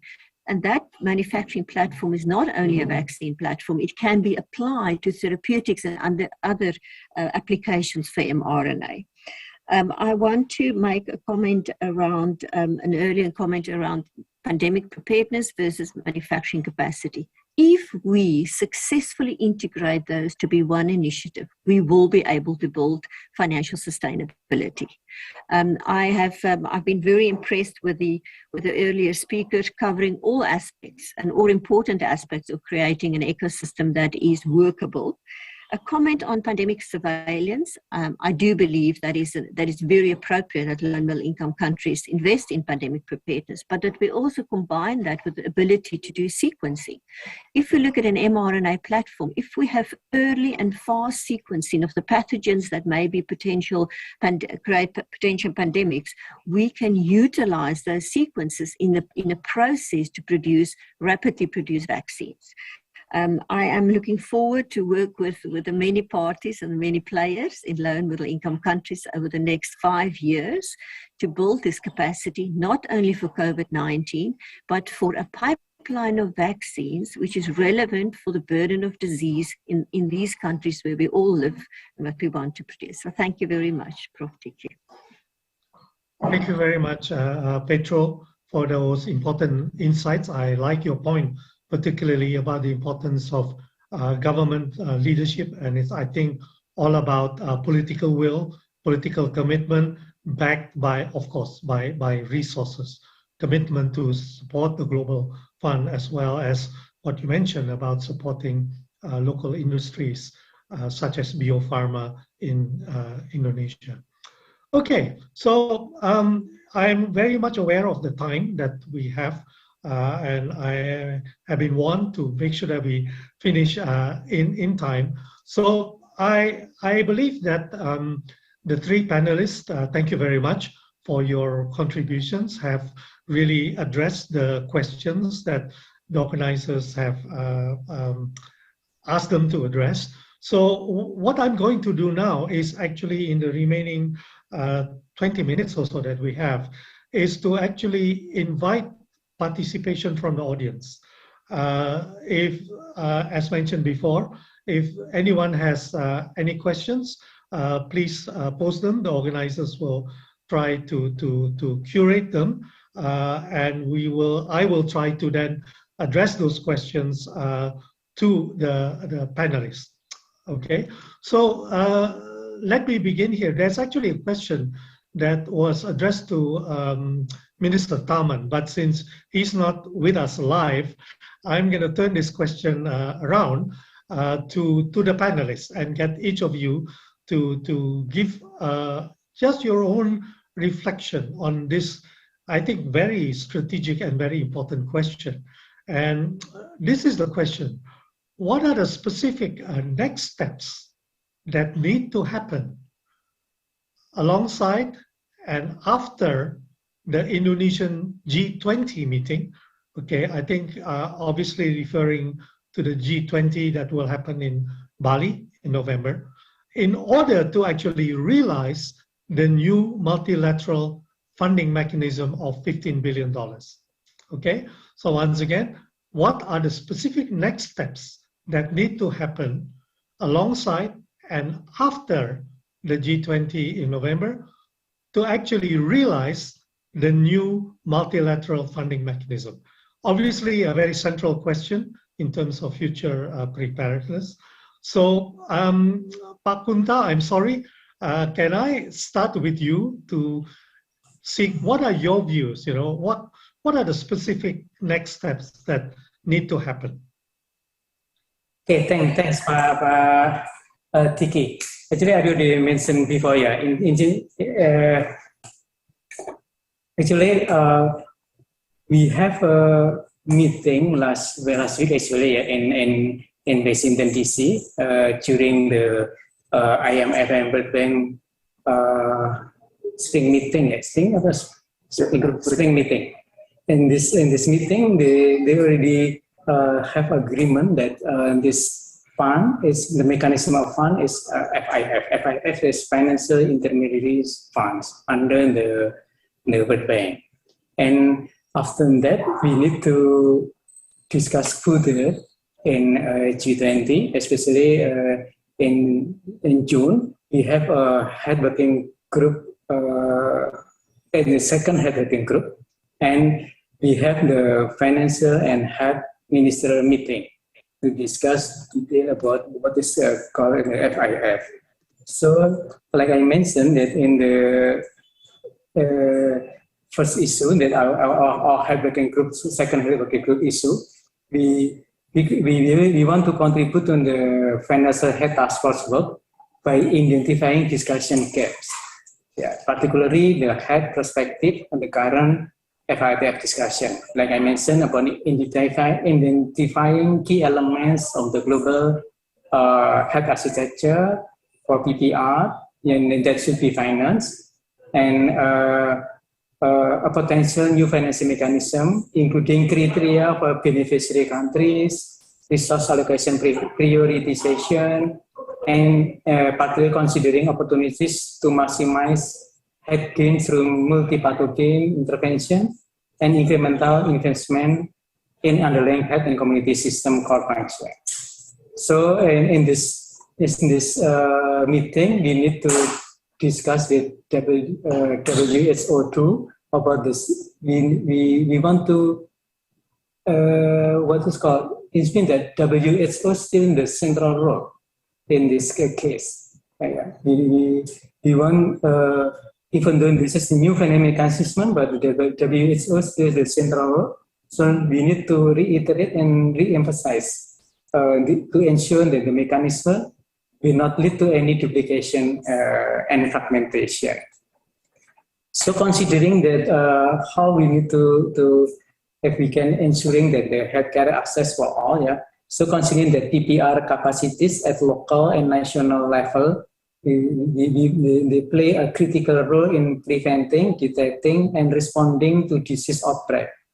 So in the second health working group in June, we also seek to discuss how the fund can incentivize countries to strengthen their national health system. So in doing so, we need to consider the recommendation on this discourse. And in addition, the global response to the COVID-19 pandemic testifies that our global supplies, facilities, and funding for diagnostic and therapeutics still leaves room for improvement to meet the demand for global needs, especially in diagnostic and therapeutics. So we need to discuss more about that. And we hope that access to vaccine, therapeutic tests, and PPE is still needed in anticipating the sort of COVID-19 cases and effort to end the acute phase of the pandemic. Therefore, we welcome the ACT Accelerator Facilitation Council Vaccine Manufacturing Working Group recommendation for G20. So in this case, we want to expand the ACT Accelerator to create and to expand new capacity in low and middle income countries through exploring various sustainable collaborative models to regional vaccine hubs, technology partnership, licensing activities, and joint venture for production and innovation in global pharma and vaccine sector, as well as the work of the ACT Accelerator Facilitation Council tracking and accelerating progress working group that support the work of Indonesia G20 presidency in advocating gap closing in access to COVID-19 tools.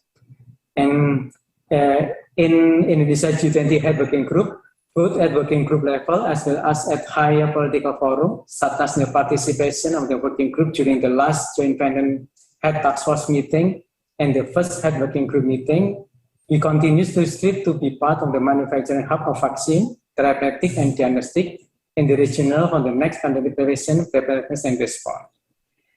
We believe that through equal access to vaccine, therapeutic, and diagnostic, more people will be safe. So in conclusion, yeah, even though we already have an agreement in the beginning agreement about the mechanism of global fund through FIF, we need to continue to discussion detail in second head working group in June, the earlier June, and the last June we have a financial head minister meeting in detail about the FIF, and then about the countermeasures mechanism, especially using the expanding the ACT Accelerator mechanism.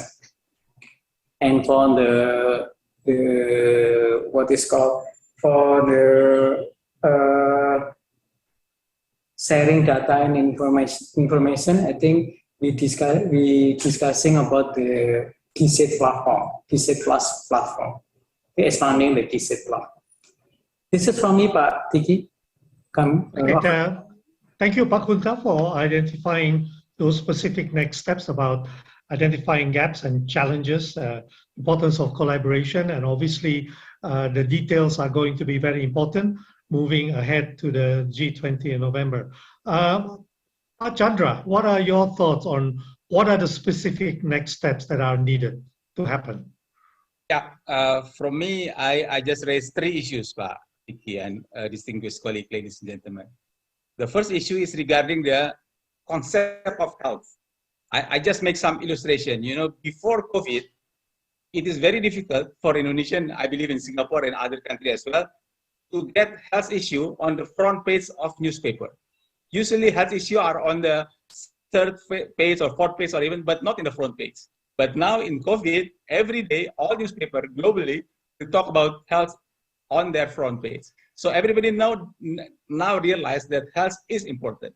So I think this kind of situation, of course, we do hope that pandemic COVID will soon be, taking care better, but people should realize that health is important. So the word saying that health is not if everything, but without health, everything, nothing, should be there, should be the basis of that one. That's number one. Number two, I think whatever the next step is, the political commitment, the diplomatic commitment should be there. We heard from Pak Kunta, he has several steps will be done here and the next month, etc. And the next year will be presidency by India. Without a real political commitment by global leaders, all of the very nice concept cannot be implemented. So after everybody agree globally that health is important, the next one will be the political commitment from the global leaders. And the third step will be the system itself. How to find the best way, mechanism of funding, the system of funding, maybe some kind of organization structure, etc. That more or less are practical way to be done for getting that $100 and how many billion dollars. But without concept, health is important, and without political commitment, this new good funding mechanism will not be sustained. That's all from me, Pak Iki. Over to you. Thank you very much, Pak Chandra. Very important points there about next steps. Petro, what are your views on the important specific next steps? Dr. full agreement with the other speakers. Maybe I can just emphasize we have seen in the last 2 years the important role that the WHO has played in this pandemic. That is an organization that needs to be strengthened. I've now worked with the WHO very closely over the last 15, 16 months, and it is a critically important organization. I hope the G20 countries will continue to support it. I do believe we need a coordinated approach. I think it is very important that we keep the momentum, that we implement the agenda items for the G20 meetings are very cardinal, very important, and very, very focused. But without implementation, these will be just discussions.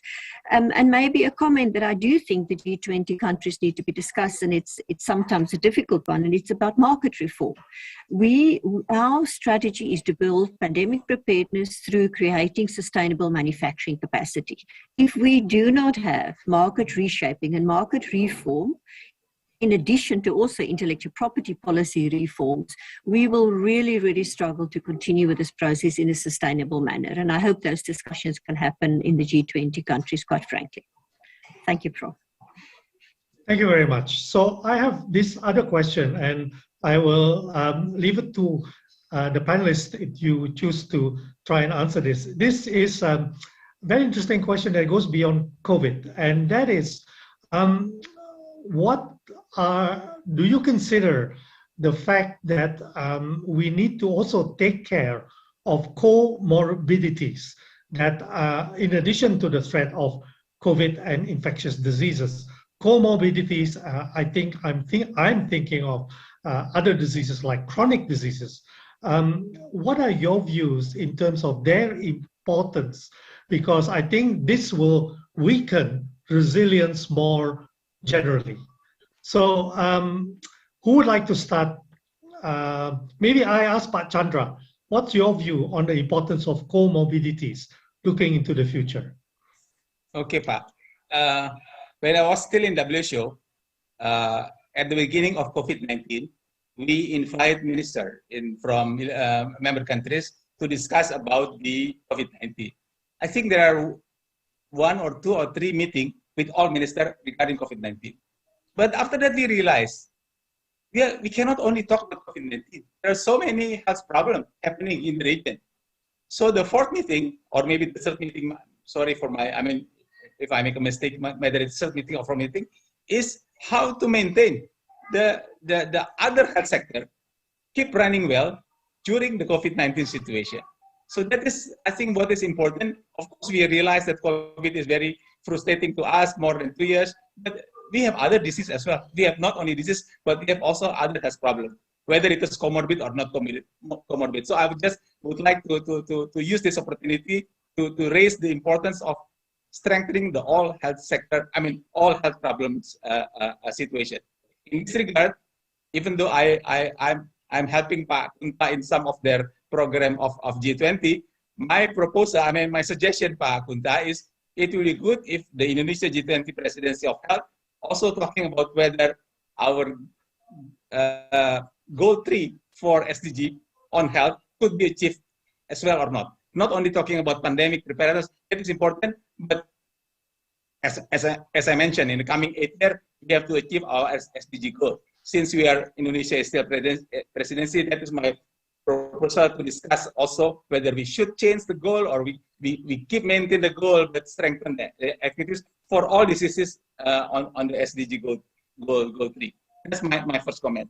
My second comment, we all know that comorbidity is important for the say it worsening of COVID-19.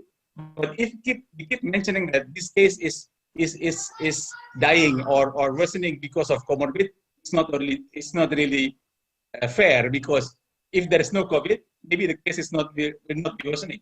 So the importance of COVID is there. Of course, comorbidity is important, as like Pak Kipang said. If we are talking about chronic diseases, now we know globally, even I believe Indonesia, Singapore, South Africa are the same. Now we face more non-communicable disease compared to communicable disease. So chronic diseases are there. That's my second point. My third point is regarding, like already mentioned, I think by Petro, the technology that we have now for COVID, or the new technology, whether it is mRNA or other, should also be used to strengthen our fight on the quote-unquote comorbid as well. COVID will be with us maybe for some years to come, but the advance of everybody knows that usually from virus identification and vaccine usually take 10 years, 20 years, but for COVID we get only 1 year. So there is a very fast technology movement because of COVID. I do hope that the very advanced technology, what happened now, is not only for taking COVID, but also taking the comorbidity as well as other chronic condition that we face. At least me and Pak Kipang already in elderly situation. So we should have some kind of chronic diseases, both of us. Thank you, Pak Chandra. Pak Kunta, a quick response to comorbidities and its importance in the future. Thanks, Pak Firly. Thanks, Pak Chandra. I agree with Pak Chandra about before I mentioned about the comorbidity, about the SDGs goal. I agree with you, but I think we have a lot of lessons to learn when we have COVID-19, and based on that, we can improve our public health measures. So we hope we can handle you already mentioned about TB, TB, malaria, and HIV. Yeah, I agree with about that as well. We need to discuss about that. I think in the G20 presidency, we already discussed the TB too. About the comorbidity, Tiki, in my mind, because my background is actually economy, so we need to balancing about the economy and public health measures. It means that we cannot just control the comorbidity without thinking about the economic condition. So we need to balancing about that. So so why in Indonesia right now sometimes like flexibility, some when the COVID is increasing, we have a very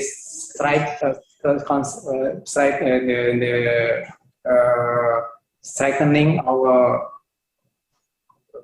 countermeasures, but after the COVID is decreasing, we sometimes lose our control measure. So this is the balancing between that.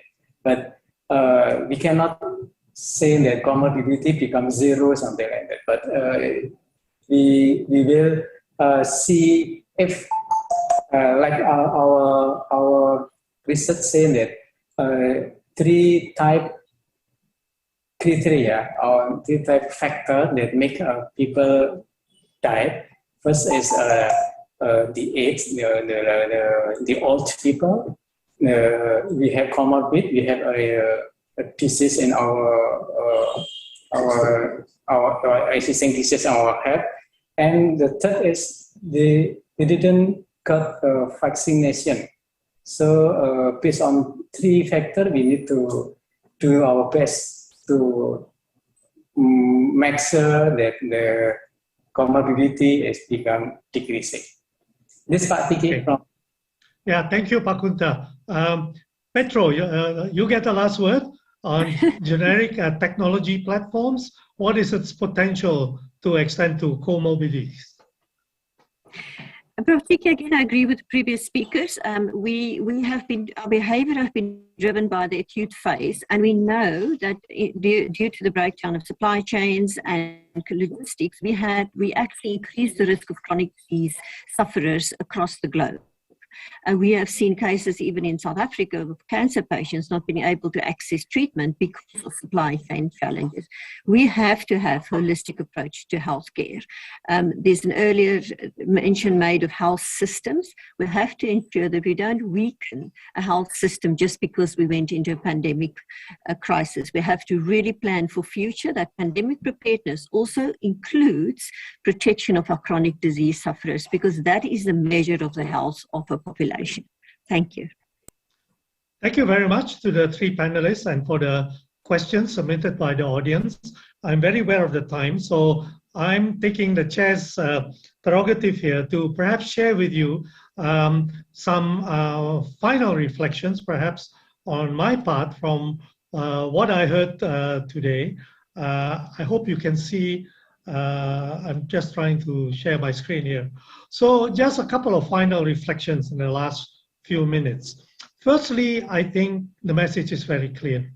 We need to continue to be vigilant, alert, ready, and prepared. I think the speed of reaction was highlighted. And in terms of surveillance, I think Petro highlighted the importance of not just surveillance, but the capacity to do rapid sequencing. And obviously, this is all based on a robust health system.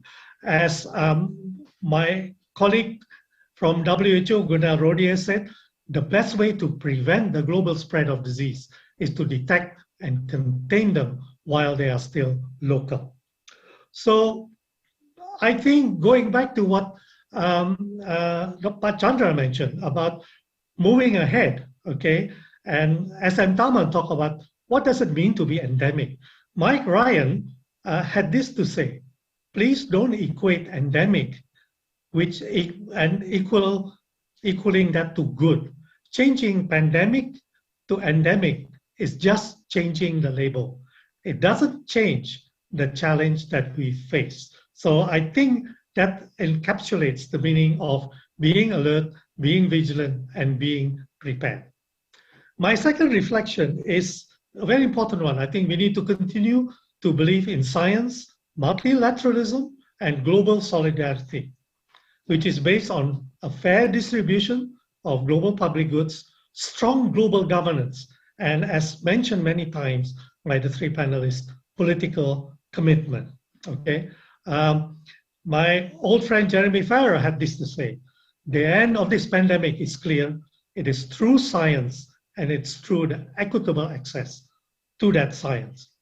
On governance, this is what Warren Buffett had said, okay? And SM Tharman highlighted that we need to reconfigure global institutions. And Warren Buffett said, predicting rain doesn't count, building an ark does. So this is about repurposing our multilateral institutions so that we are better prepared in the future. And on the importance of governance, okay, let me quote Strobe Talbot, who said that global governance actually must be purpose-driven. And Sanjeev Kagram, who said global governance is actually global problem solving. And I think SM Tharman highlighted that global governance solidarity needs to be strengthened. My final reflection is the importance of equity and what I would choose to call our common humanity, which should be our moral compass. Pak Chandra and I used to work for the WHO, and both of us continue to be committed to the mission of the WHO, which is the attainment by all peoples of the highest possible level of health. I'm so happy that many of you, including SM Tharman, highlighted the importance of the WHO. I think Pak Chandra and I will both agree that there is no substitute for a strong WHO in the future. And on equity, Martin Luther King said, it is not possible to be in favor of justice for some people and not be in favor of justice for all people. So in the context of what we talked about today, my final slide is perhaps to send a message that we may have all come on different ships, but we're in the same boat now. So that's it for some final reflection. Organizers, I'm sure you'll be happy that I stop exactly at 10:55 to give you time to prepare for the next session. Let me end by thanking Petro, Pak Chandra, and Pak Kunta on their wonderful contribution. We had a wonderful discussion, and thank you again for the organizers for giving me this opportunity to chair this very important session. Thank you very much, and have a good day, everyone. Thank you very much. Thank you. Bye. Thank you. Bye-bye. Petro.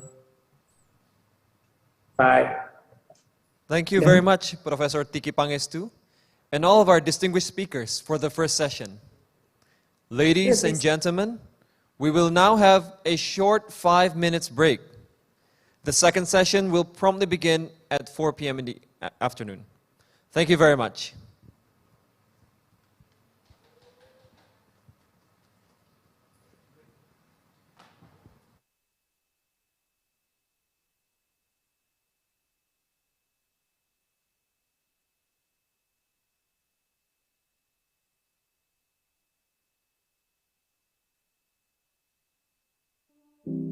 The COVID-19 pandemic has had a devastating impact on lives, well-being, and economies in Asia and the Pacific, along with the rest of the world. Since the beginning of the pandemic at the start of 2020, ADB has committed more than $17.5 billion to help its developing member countries address the impacts of COVID-19 and address vaccination needs, and has mobilized a further $12.5 billion in co-financing from partners.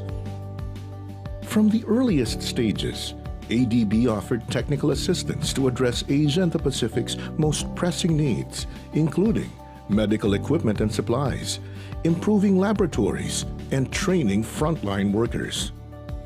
To mitigate the immediate impact of the COVID-19 pandemic, ADB committed $10.2 billion to support governments' counter-cyclical expenditure programs in 26 countries. Some $501.7 million has been helping private companies provide medical equipment and essential services. And ADB committed $3.2 billion for trade finance, supply chain finance, and microfinance programs. ADB is also providing crucial knowledge to help countries better tackle the pandemic and shape a greener recovery. This includes databases on policy measures, supply chains, and economic impacts. As the world kickstarts a sustainable recovery from COVID-19, ADB is delivering comprehensive support to meet Asia and the Pacific's vaccine needs. Through a $9 billion Asia-Pacific Vaccine Access Facility, or APVAX, announced in December 2020, ADB is providing funding for vaccine procurement, logistics, and distribution. The initiative also supports important investments to build capacity in vaccine delivery, community outreach, and surveillance. Throughout its COVID-19 response operations, ADB is working closely with partners, including other international financial institutions, bilateral institutions, and the UN system. ADB is adapting with agility to the region's changing circumstances, working together with its developing member countries to rebuild for a long-lasting recovery.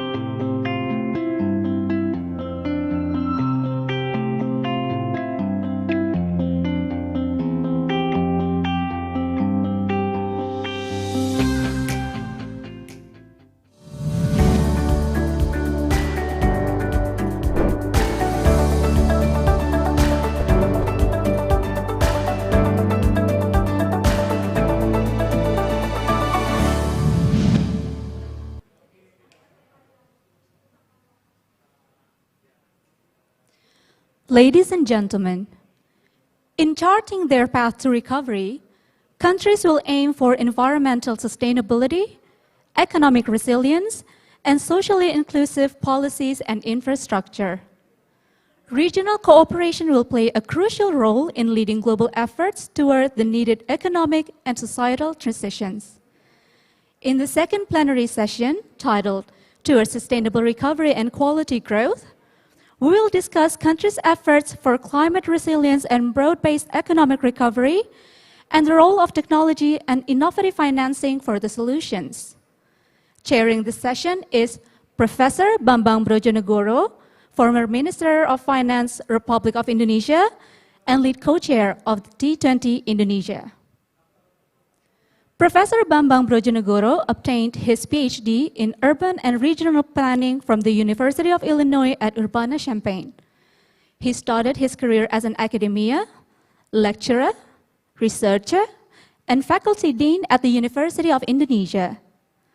The opportunities to contribute to his country as the Minister of Research and Technology and Chief of National Research and Innovation Agency, Minister of National Development Planning, and Minister of Finance have established Professor Bambang Brojonegoro's career in integrating Indonesia's research, technology, innovation, development planning, financing, and economic stabilization. Before we commence, may I remind our audience that we will have a Q&A session at the end of the discussion. For the audience attending here at the venue, please raise your hand and the moderator will invite you to deliver your question. For the audience attending virtually, please write your question at the Zoom Q&A box or YouTube comment section. I kindly suggest to keep your questions short and straightforward. Don't forget to inform us your name, affiliation, and the speakers whom you would like to address your question, if any. And if you have any comments, please also feel free to write them down at the Zoom chat box or YouTube comment section. Without further ado, please welcome Professor Bambang Brojonegoro to chair the session. Professor, you may have the screen. Thank you very much, Stella. Very good afternoon, everybody. Welcome to the session. And then, of course, in the session, we will have four prominent speakers and one keynote speakers. And let me start by introducing our speakers for this session. Our keynote will be delivered by Ibu Armida Ali Shahbana, currently the Executive Secretary of United Nations Economic and Social Commission for Asia Pacific, or ESCAP. She took office on 1st of November 2018. Ibu Armida was Professor of Economics at Universitas Padjadjaran and also was Minister of National Development Planning and Head of National Development Planning Agency, Bappenas, from 2009-2014. In 2016, Ibu Armida was a member of high-level independent team of advisors to support ECOSOC dialogue on longer-term positioning of United Nations for the 2030 agenda. Ibu Armida obtained the PhD from economics from University of Washington, USA. And then we have now introducing the speakers. Bapak Mahendra Siregar, appointed as Vice Minister of Foreign Affairs of the Republic of Indonesia on 25th October 2019. Earlier in April at that year, Ambassador Siregar handed his letter of credential to the US President as the 19th Indonesian ambassador to the country.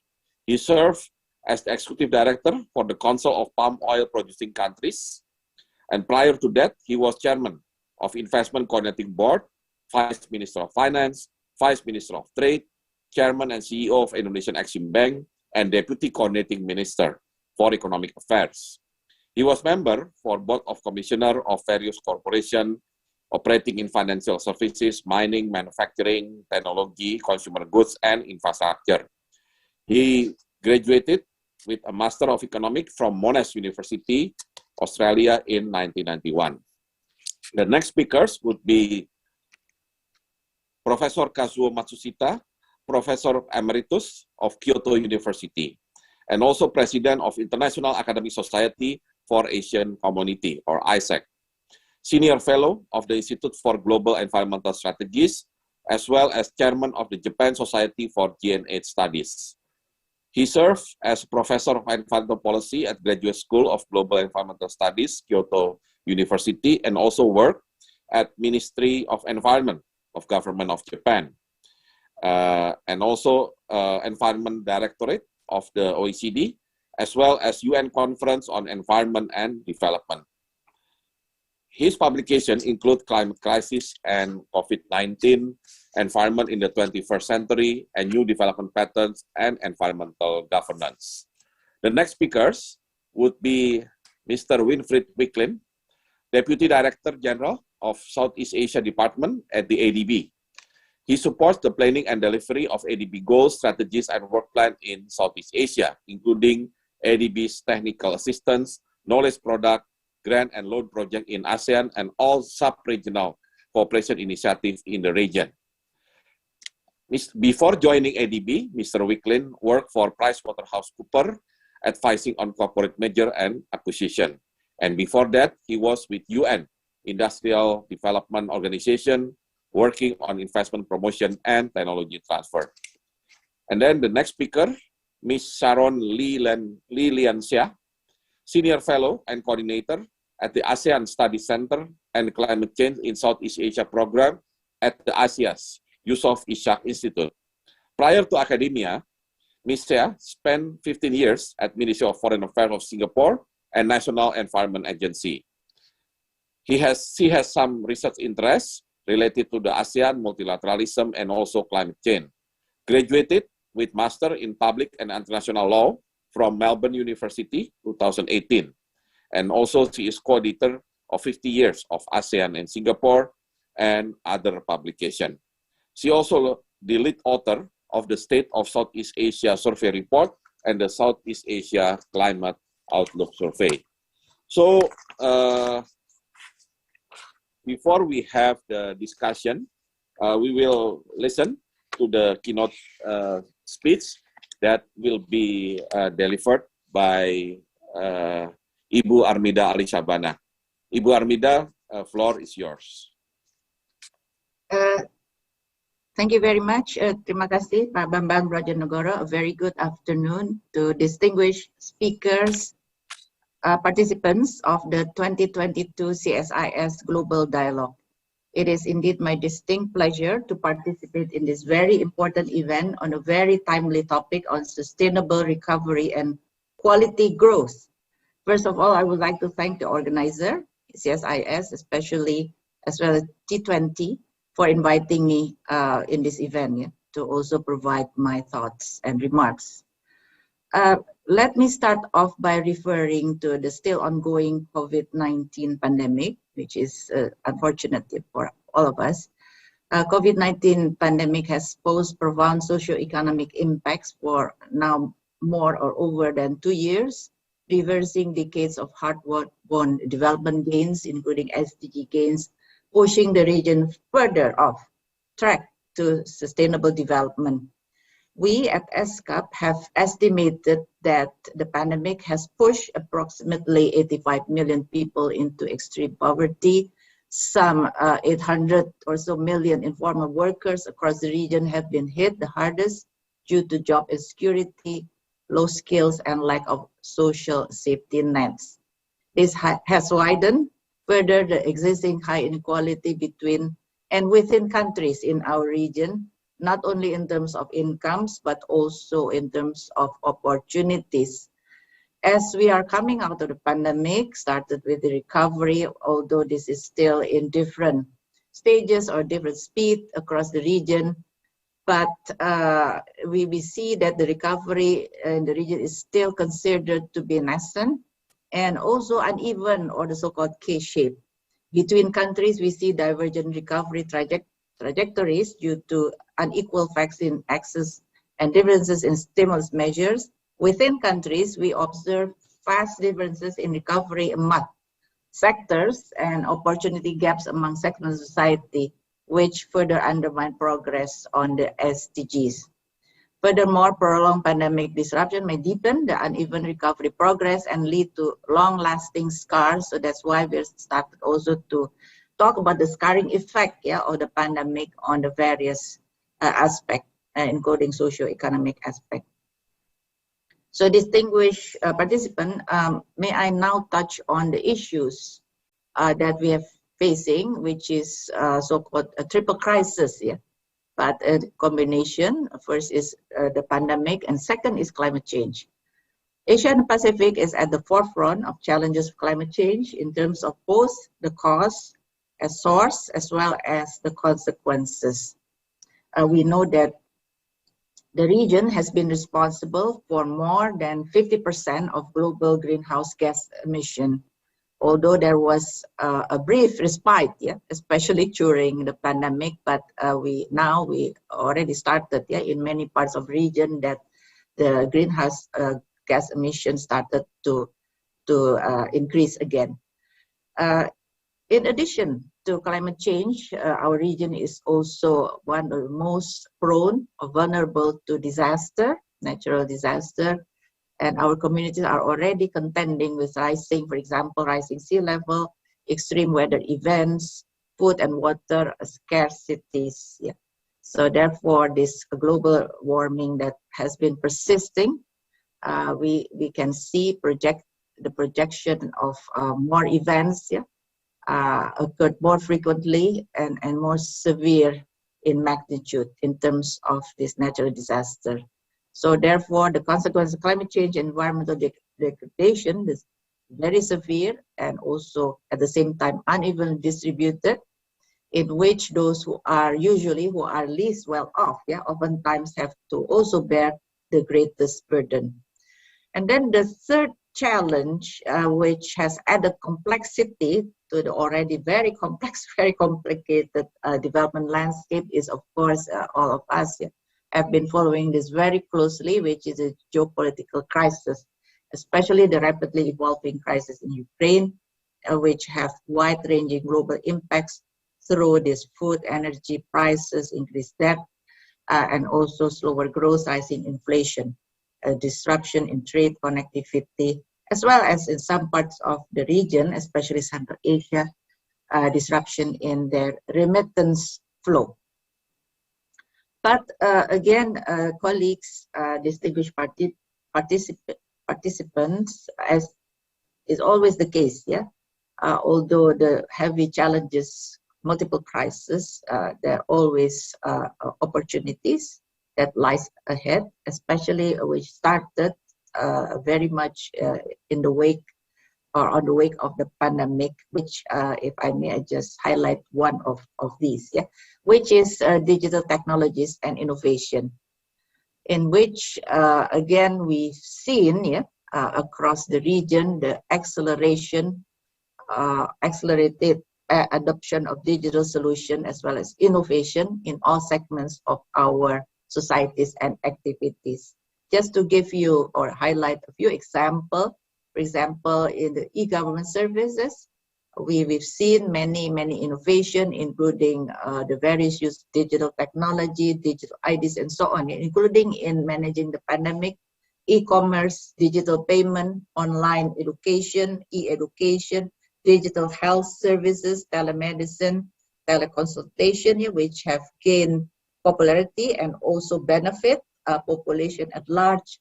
We also see many Asia-Pacific countries increasingly implementing specific digital technology solutions, including in the trade and connect area, such as digitalizing freight operation with the various details, which basically the paperless trade, which facilitates further the facilitation of trade and also the value chain.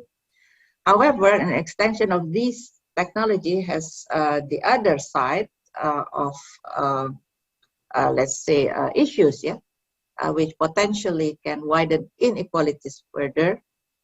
And for our region, the majority of our region still 2 billion or so, still or underconnected, and which again pose the challenges of for some segment of society to be further left behind.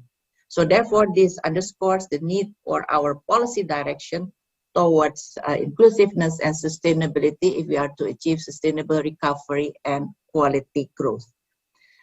Distinguished participants, may I now come to my last point, which is more on the policy direction or policy consideration, which I hope that this can be further deliberated or further discussed, including in this particular session. First is placing SDG, Sustainable Development Goals, as the compass or core of any national development agenda or recovery agenda and beyond. From our latest SDG progress report, which we launched last month in March, it is very clear that countries in the region are not on track to achieve any of the 17 Sustainable Development Goals by 2030. There is an increased urgency to ensure any recovery strategy should at the same time regain the momentum of SDG implementation. One particular aspect in this regard that I will just to quickly highlight is localizing SDG as a key strategy to mobilize subnational and local actors, including civil societies, in order for for all of us at the local level to mobilize local action, which is very important if we want to move the SDG agenda ahead.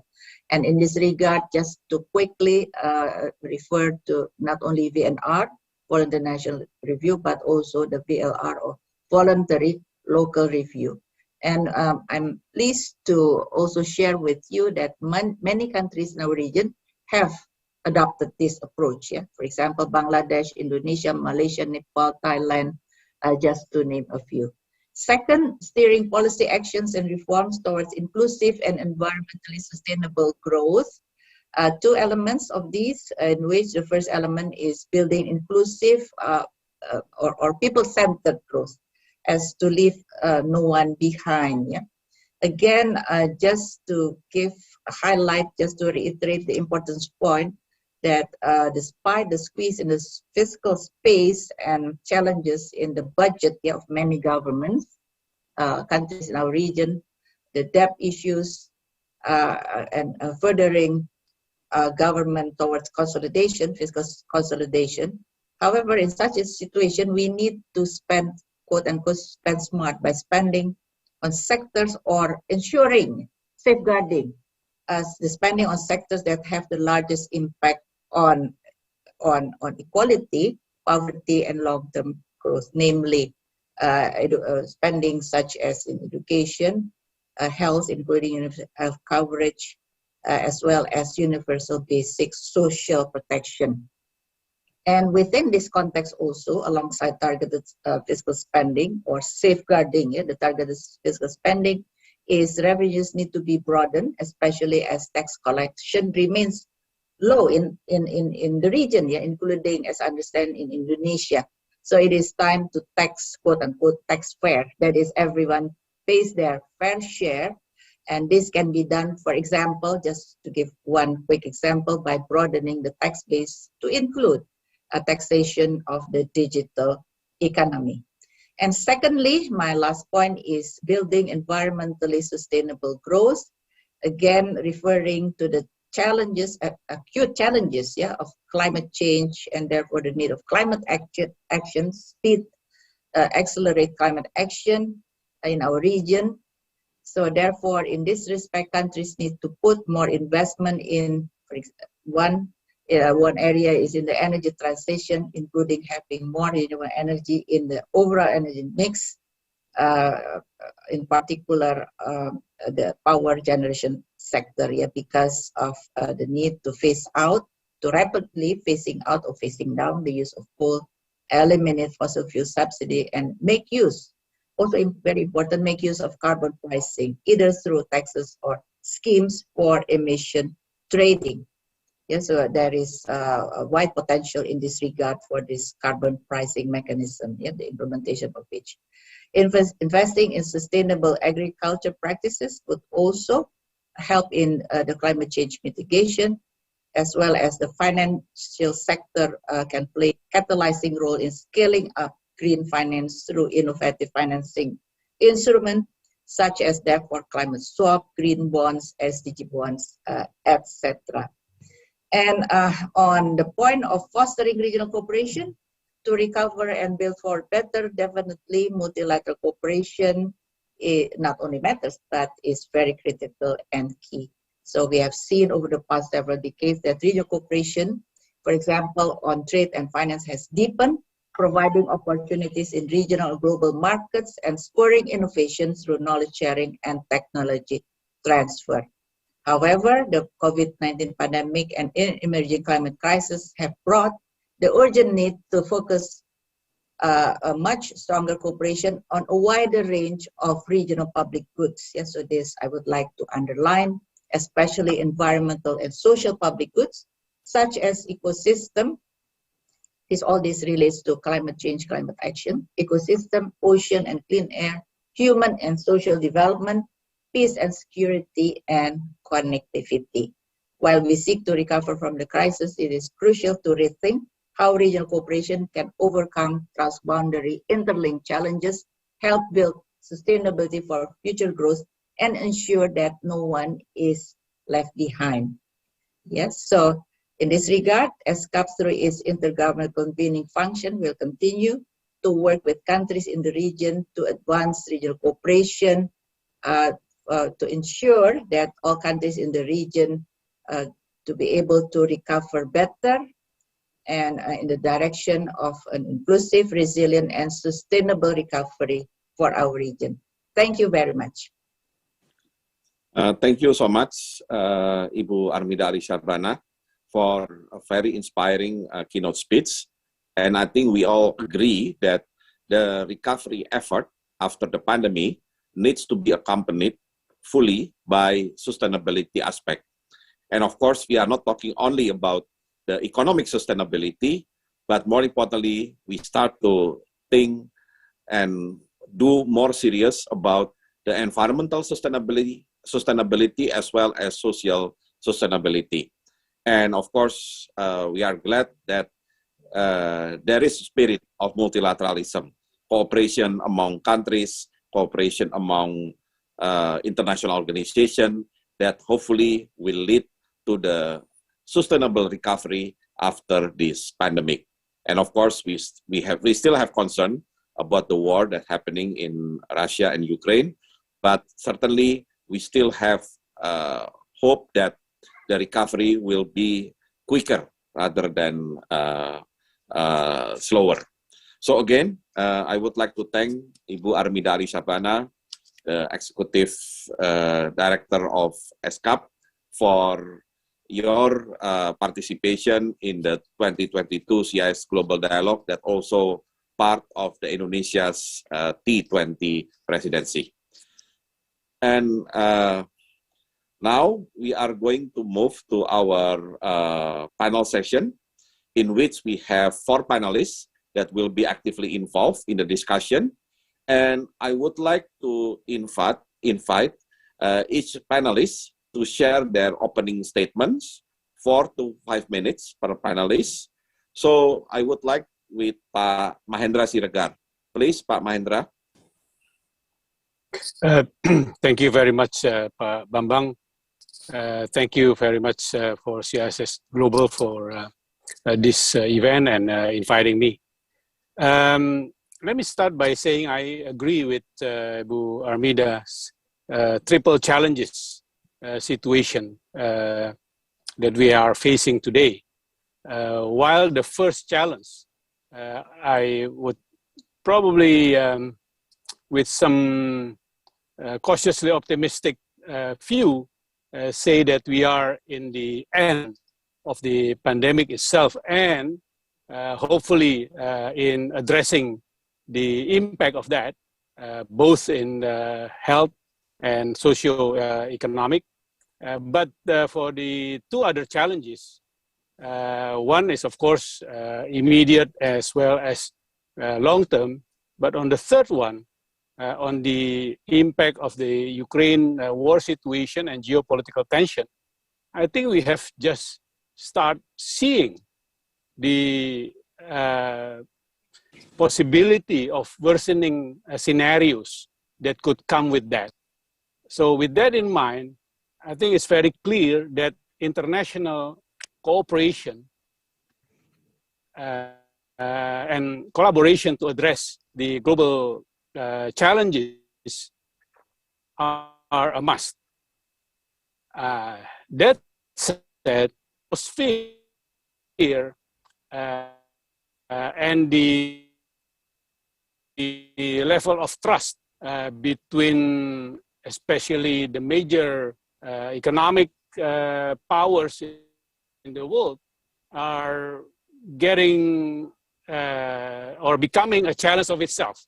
So this is another reality to make things even more difficult. But that is the reality that we have to face. Now, with that in mind, Indonesia's 2 aspects, if I may share in this very important event, lesson learned from the pandemic, and on the other hand, what would be our priority as the presidency of the G20.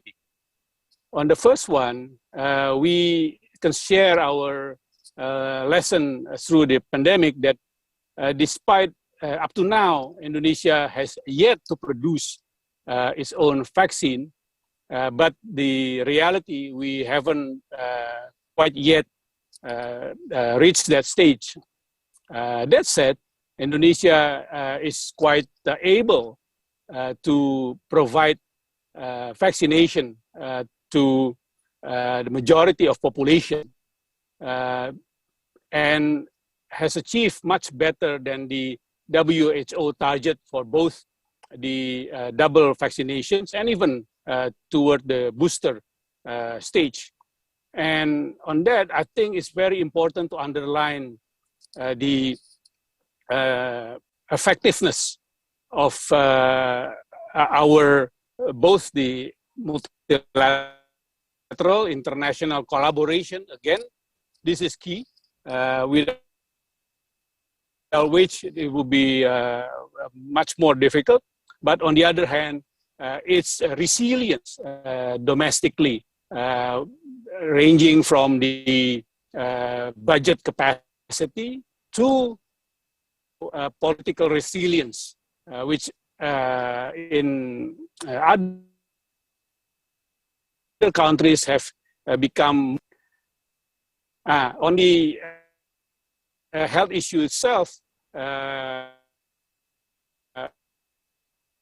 One element need to be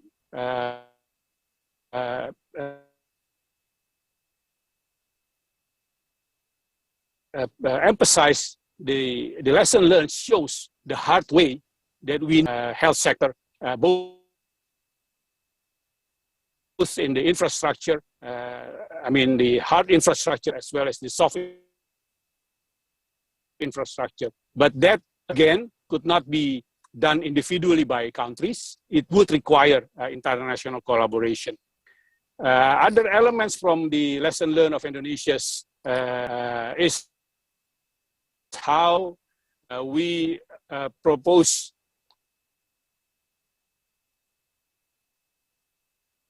and promote further the in two parts.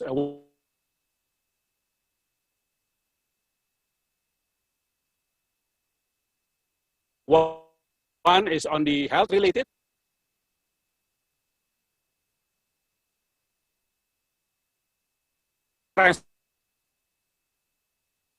From payment now is done directly online.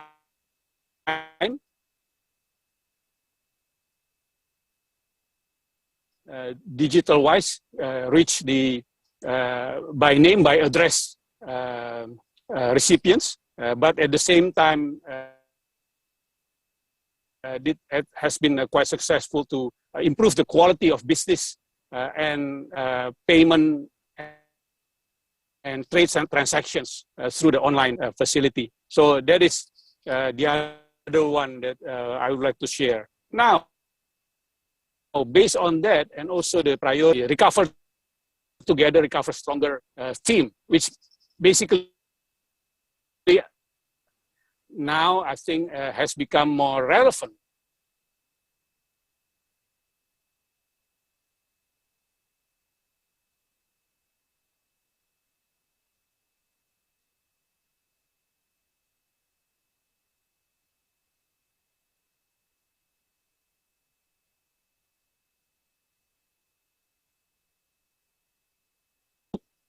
Down the global growth by just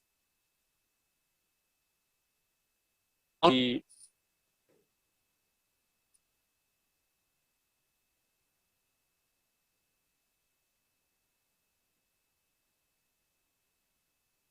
I think we cannot hear you.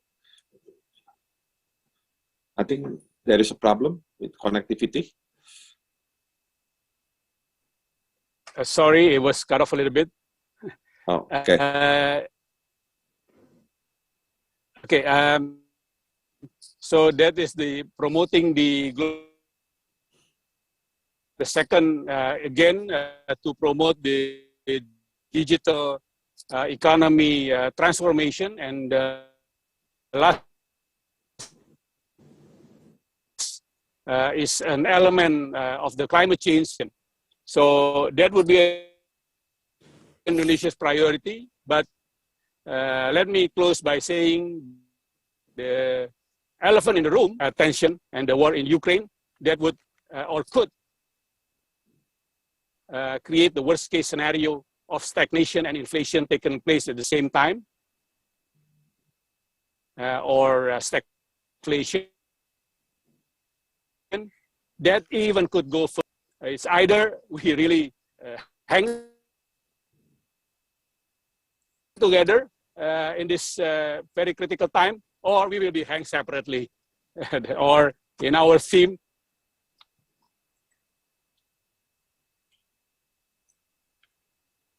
thank you. Okay, yeah. Thank you, Pak Mahendra, for sharing with us about Indonesia's priority in G20 presidency related to the pandemic recovery as well as sustainability. So, according to the organizers, Pak Mahendra, you have to leave at around now. Yes, I'm sorry and apology for the situation. Yes. Okay. Yeah. Okay. So thank you very much, Pak Mahendra. I believe thank you, dear colleagues, participants. Agenda. Yeah. Thank you very much.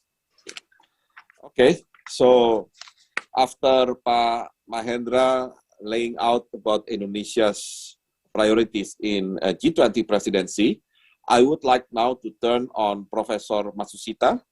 So Matsushita-san, we would like to listen from you regarding the issues of climate change, of course, related to the environment issue, and whether the COVID-19 had an impact on the fast track of the sustainability itself. And also, we would like to hear from you regarding the role of clean technology in addressing vulnerabilities from climate change and delivering on sustainable recovery. Matsushita-san, please. Thank you very much, Mr. Chair, Professor Bambang-san, for your kind introduction. And thank you very much for inviting me to this very important global dialogue. Yes, as Professor Almeida indicated in her speech, climate crisis and COVID-19 are two urgent issues that the international community has to work together to address in order to ensure the survival of humankind and to realize quality growth. We need to make an early transition to an economic society that is less prone to pandemic and can avoid climate crisis. The implementation of green recovery measures to restore the economy after the COVID-19 recession should be an opportunity to realize this decarbonized and inclusive society. Conventional economic recovery measures, such as support for fossil fuel intensive industries, expansion of construction projects, may contribute to short-term economic recovery, but cannot expect long-term structural change to realize a decarbonized society. On the other hand, green recovery measures or build back better approach, which include new lifestyle and work styles such as low carbon employment, renewable energy, teleworking, are expected to contribute to the transition to a decarbonized and sustainable society and realization of SDGs. We should also integrate digital transformation with green recovery and take advantage of the state-of-the-art technologies.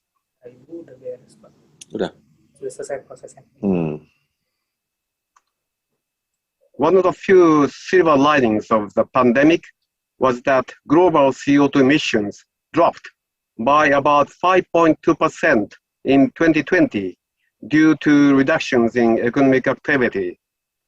However, 2021 statistics provided the sobering reminder of how far we have to go to structurally decarbonize the world economy.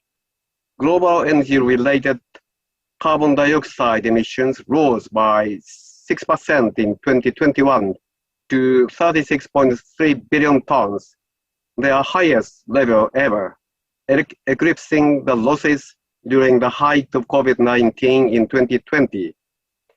In this context, the green recovery measures are critical to meet the objectives of the Paris Agreement, but are a relatively small component of total COVID-19 spending, only 21% according to IEA.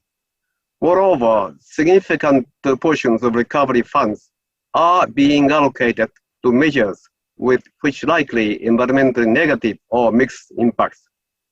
It's also sobering to note that investment in sustainable energy projects would still only represent 40% of the projected investment needs according to the IEA's Sustainable Recovery Plan, which is aligned with the pathway towards reaching net zero emission by 2050 globally.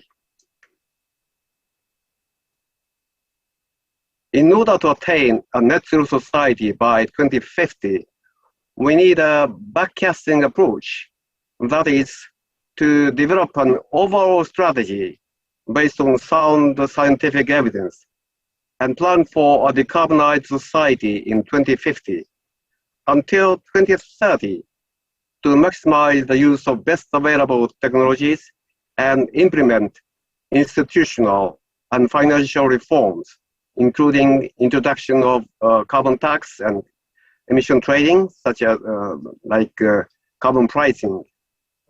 After that, after 2030 maybe, in order to accelerate and attain zero emission by 2050, we need a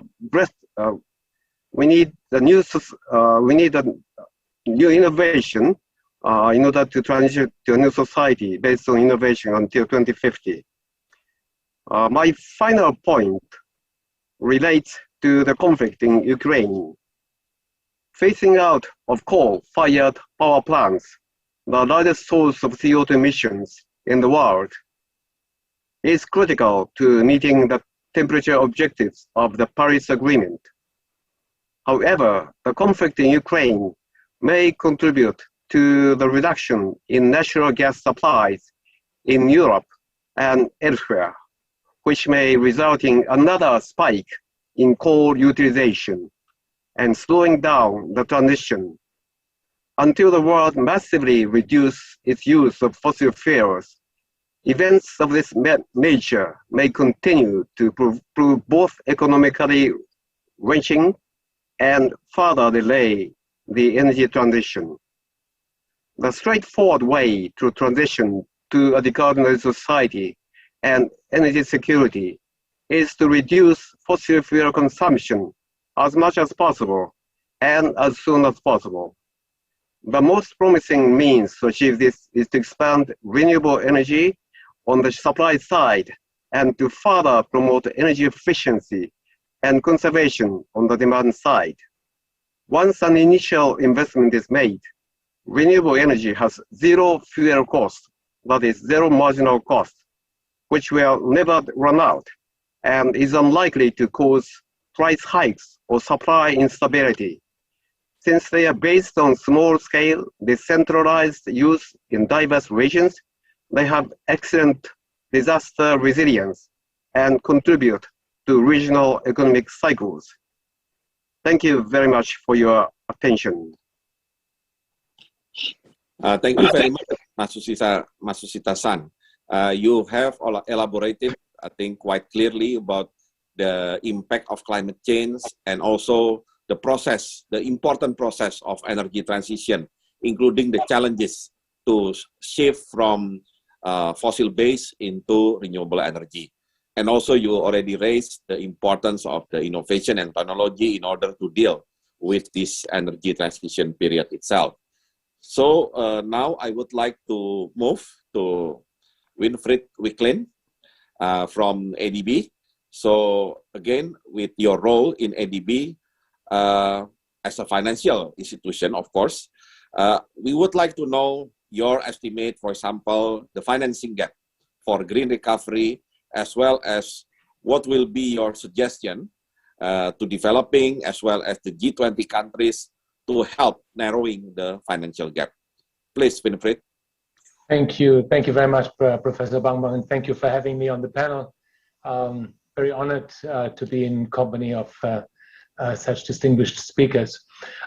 If I may, I'd like to, in response to your question, I'd like to reflect on some of the points that Ibu Armida made in her really excellent keynote, in particular the importance of inclusive and sustainable growth for the recovery, the challenges, and then, as you were asking me to also, what could be done by governments to address some of the challenges to sustainable recovery.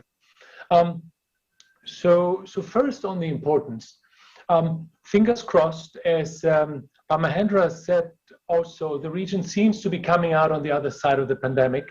But what we are seeing is, it seems to be a divergence between the economic indicators on the one hand and the development indicators on the other. So on the economic front, Southeast Asia has positive growth prospects, still quite positive. We expect the ADB around 4.9% for growth this year. But of course, with the downward risks to the outlook that we discussed earlier, oil prices, inflation, debt, continued geopolitical risks, etc. But that's on the economic front. On the development indicators, they show a different picture. We have quite a reversal of the remarkable progress made in the decades prior to the pandemic, and including particularly in Indonesia, which has done such a fantastic job in catching up on social indicators.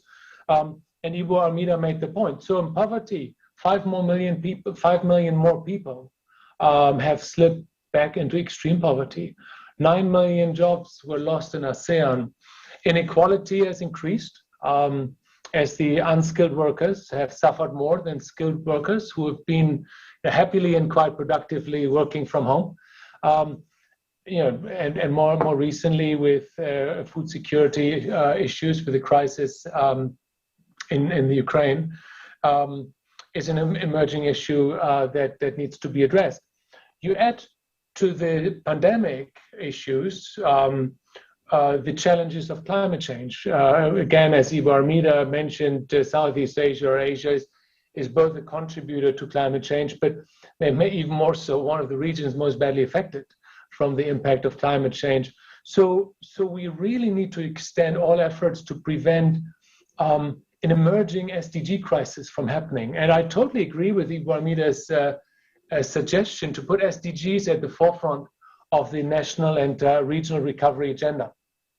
So that's why inclusive and sustainable recovery is so critical and must be part of the solution going forward. Inclusive growth must avoid the long-term scarring effects, and it must include improvements in the education and health systems. It must address skills gaps. It must also strengthen social protection, the gaps of which became blatantly obvious through the pandemic crisis. And by the way, on which we have, the region, has made a lot of progress forced by the crisis. That's the silver lining always of a crisis.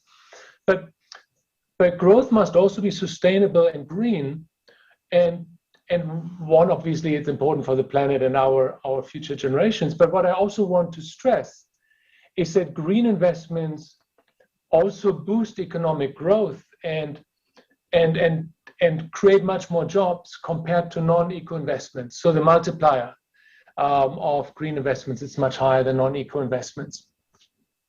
So what are some of the challenges for green recovery, and particularly the financing gap, Pak Bangbang, that you asked me for? Well, even before COVID, the ASEAN region, and I'm focusing on ASEAN, was facing huge climate-adjusted deficit in sustainable infrastructure. We had a report out in 2017 that quantified the sustainable investment deficit for Southeast Asia at around 210 billion US dollars per year. That's kind of 5.7% of GDP, and translates into financing gap of over 4% of GDP.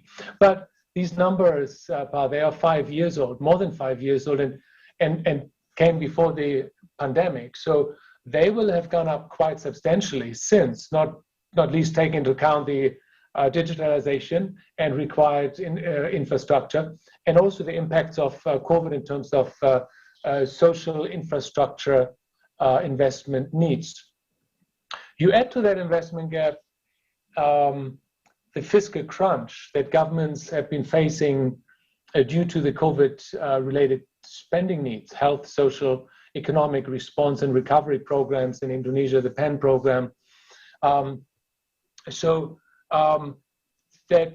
That creates even narrower space for response. And in addition to these investment financing gaps, there are, of course, plenty of other challenges governments are facing in terms of inclusive and green growth. The enabling policy, legal, regulatory framework, developing pipelines of green and inclusive projects that are bankable, the capacities in public and private sectors, and also engaging in partnerships between governments, private sector, think tanks, etc. So in view of these myriad challenges, what can be done by governments to narrow the gap? Let me make just 3 points. One is also one that Ibu Armida made, domestic resource mobilization. Has to be at the forefront given the fiscal crunch. Better mobilizing public sector resources, raising taxes, raising non-tax revenues, reorienting government spending, and prudent borrowing. A second avenue, particularly because the government's fiscal situation has become tight around the world, is mobilizing private sector investment. What can be done? One is the investment environment. You're enabling policy, legal, regulatory environment, policy reforms, particularly. 2 is creating innovative and blended finance mechanisms by using concessional and philanthropical capital to leverage private capital to invest in inclusive and sustainable causes. That can also include de-risking mechanisms through blended finance to attract more investment that otherwise would not happen due to the risk aversion of the investors. And the third way to attract private sector investments, very importantly, is to find ways to develop and structure green projects that are actually bankable. That is around the region, around the world, has really been an issue, the lack of bankable projects. But my last point is a larger point on what can governments do. It's a larger point because it requires a paradigm shift. And this is that governments in ASEAN, or emerging markets more generally, developing countries more generally, should see climate change and green investment not as a necessary evil, but really as an enormous development opportunity. So these countries, the ASEAN countries, have really an opportunity to establish a strategic position in technologies and industries of the future. And if they do so early, create the environment to attract those technologies and industries, to win the competition for international investment and expertise. So let me stop here. Thank you, Pak Bambang. Thank you so much, Winfried, for highlighting the importance of first the inclusiveness and also how to prioritize SDG when we are doing the recovery. So we hope that it will be a sustainable recovery that will accelerate the goal of 2030. And of course, when we are talking about financing, we really applauded what ADB has started with the so-called energy impact model that will include the early retirement of coal power plant. So again, thank you, Winfried. And then next, I would like to give the floor to Ms. Shah.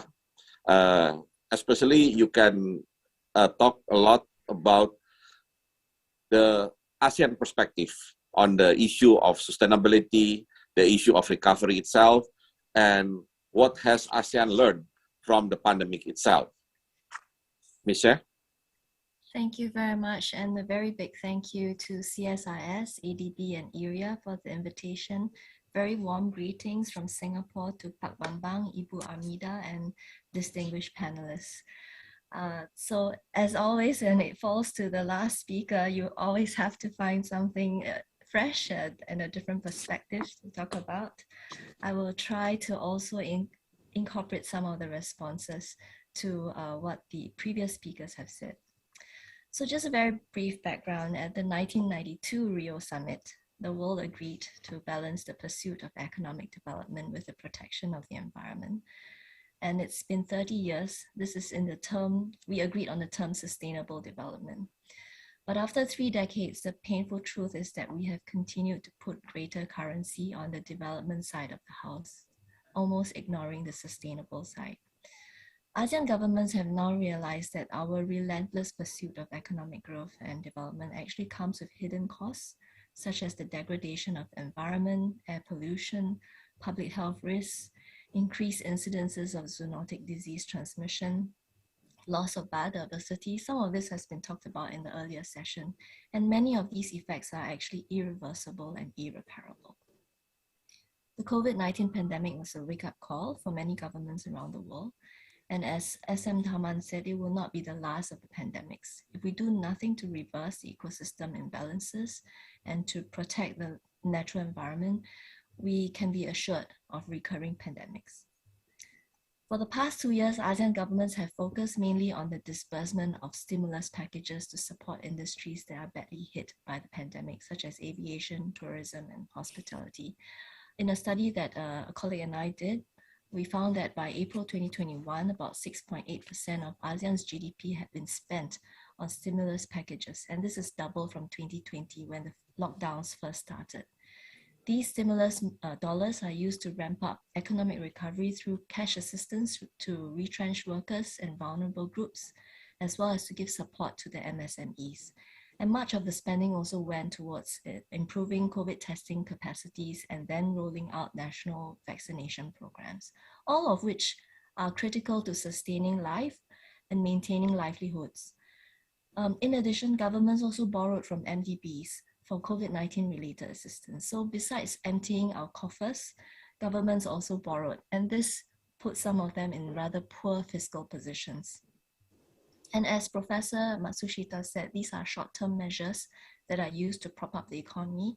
Few governments leveraged on that spending for sustainable recovery or to future-proof their workforce. I think Malaysia and Singapore were the only exceptions. What governments now need to do is to plan long-term fiscal budgets, policies, laws, regulations that will systematically transition us from fossil fuel-driven economies to now low-carbon economies. And I like what Winfred said about this being really an opportunity for development, and really Southeast Asia being in this strategic position to capitalize on it. So in this regard, ASEAN governments have actually made their individual pledges for climate action. These are known as nationally determined contributions.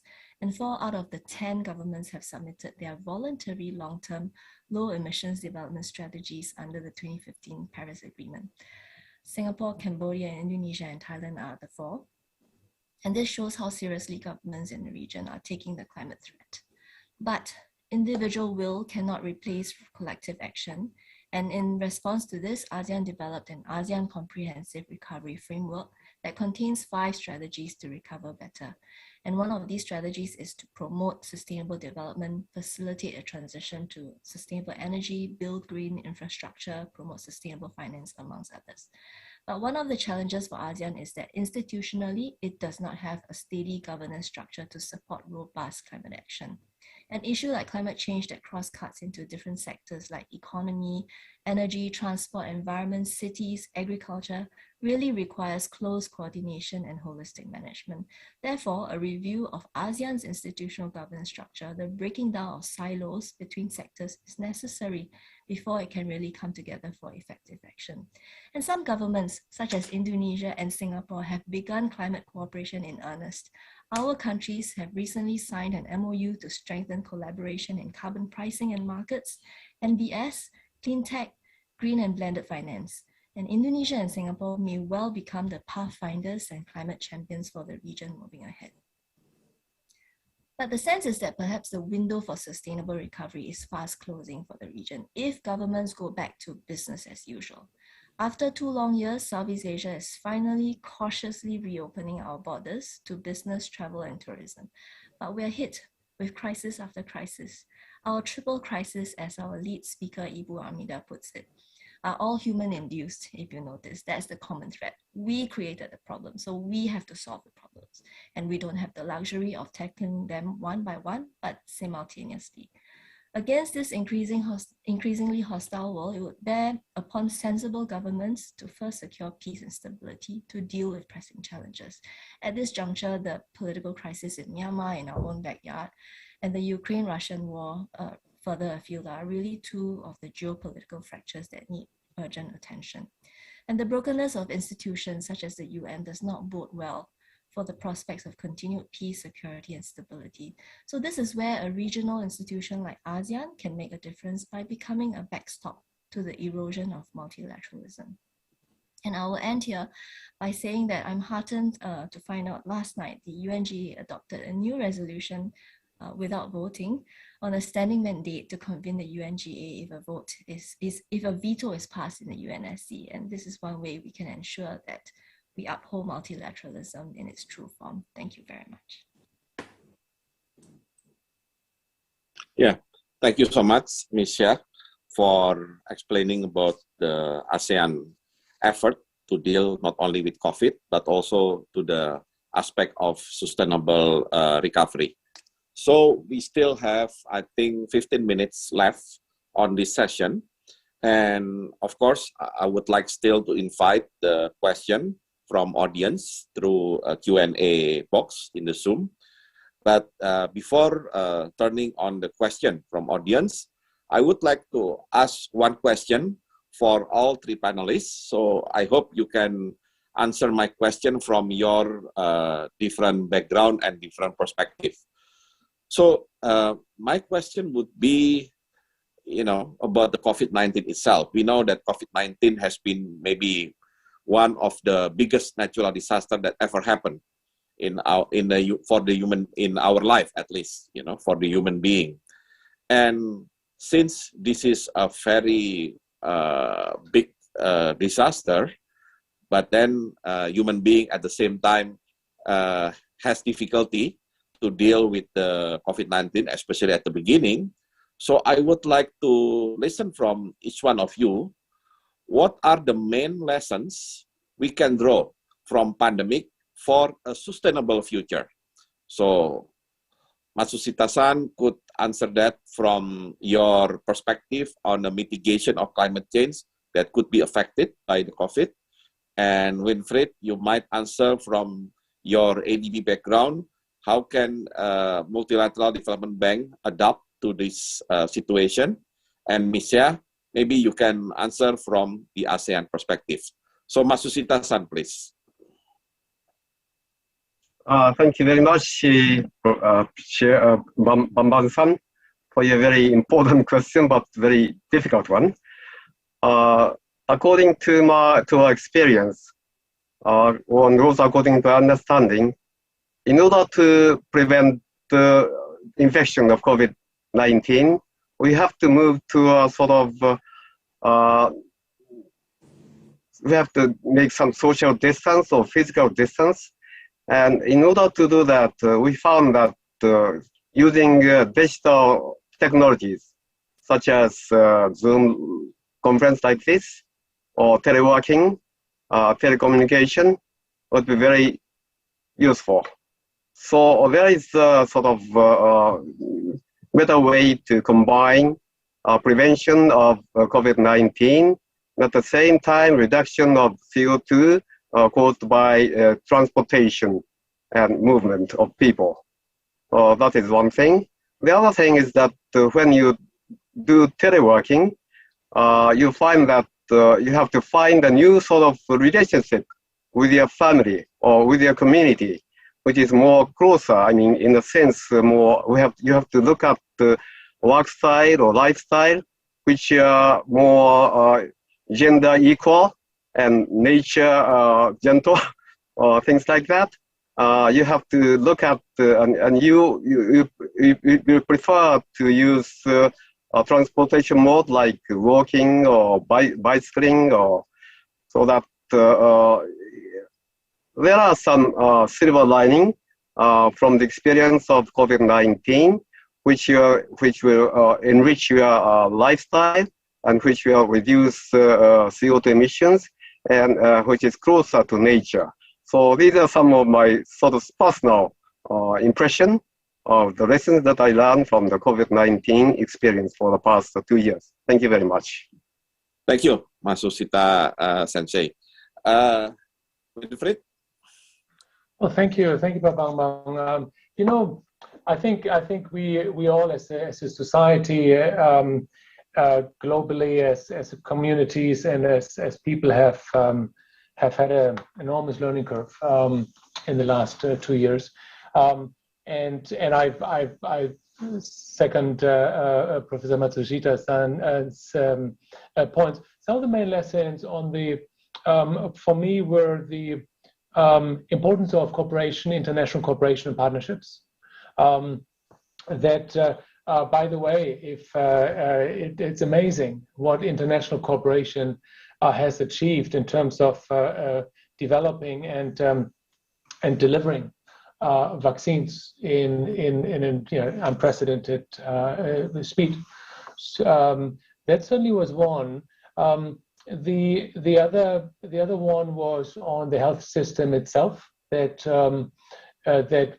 maybe, well, definitely all countries were not. None of the countries was prepared. The importance in this region, in particular, also in Southeast Asia, to invest more in health systems and in social protection systems. The digitization point that Professor Matsushita made, I think, is a very important one. It's an opportunity.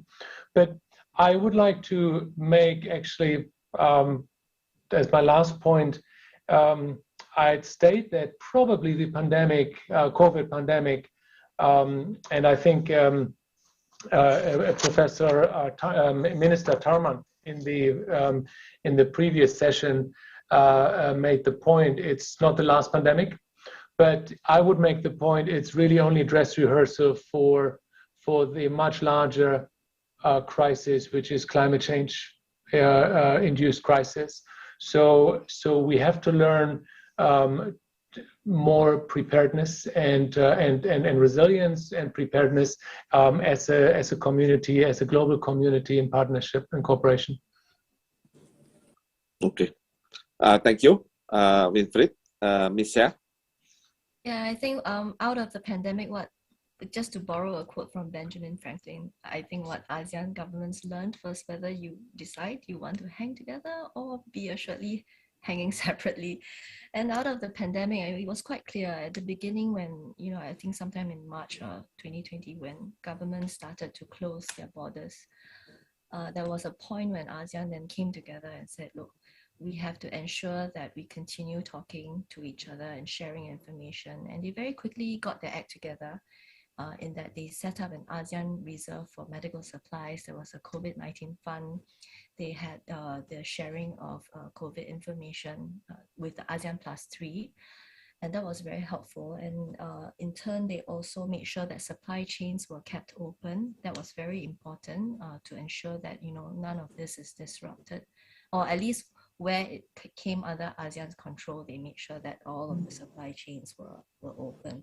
So I think there were some very important lessons coming out that governments learned that even in a crisis, you have to continue cooperating with each other, and national protectionism has no place in a crisis, and that they had to share whatever resources they had And in that regard, I think they did quite well because they managed to corral some funds, and they are also trying to address the vaccine inequity issue that has plagued many of the developing countries.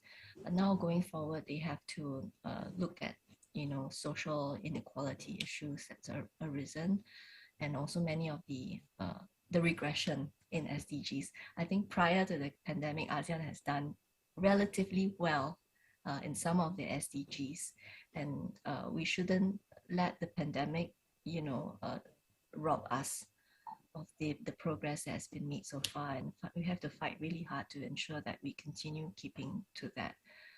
So these are just some of my thoughts from the ASEAN perspective. Okay, thank you, Ms. Seah, for enlightening us about ASEAN response to, during the pandemic. So for the last 5 minutes, I would like to pick up one question from the audience, from the Q&A box. This is from Mei Lin Fung and intended for all panelists. The question, how can ASEAN rise to the challenge of becoming a leader in multilateralism and help the rest of the world see how a region can effectively respond to the triple crisis? What steps would you like to see that could set this in motion? So anyone from panelists would like to contribute for answering this question? Matsushita Sensei, you like to start?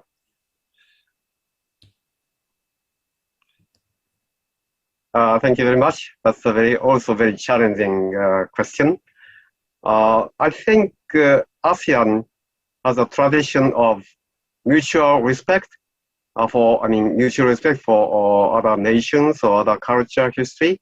It's a sort of not so tight boundaries, but a very friendly system. I think that's what I understand, and which is very important. More sort of tolerant, more sort of peaceful, more gradual approach to the issues that we are facing today, so that.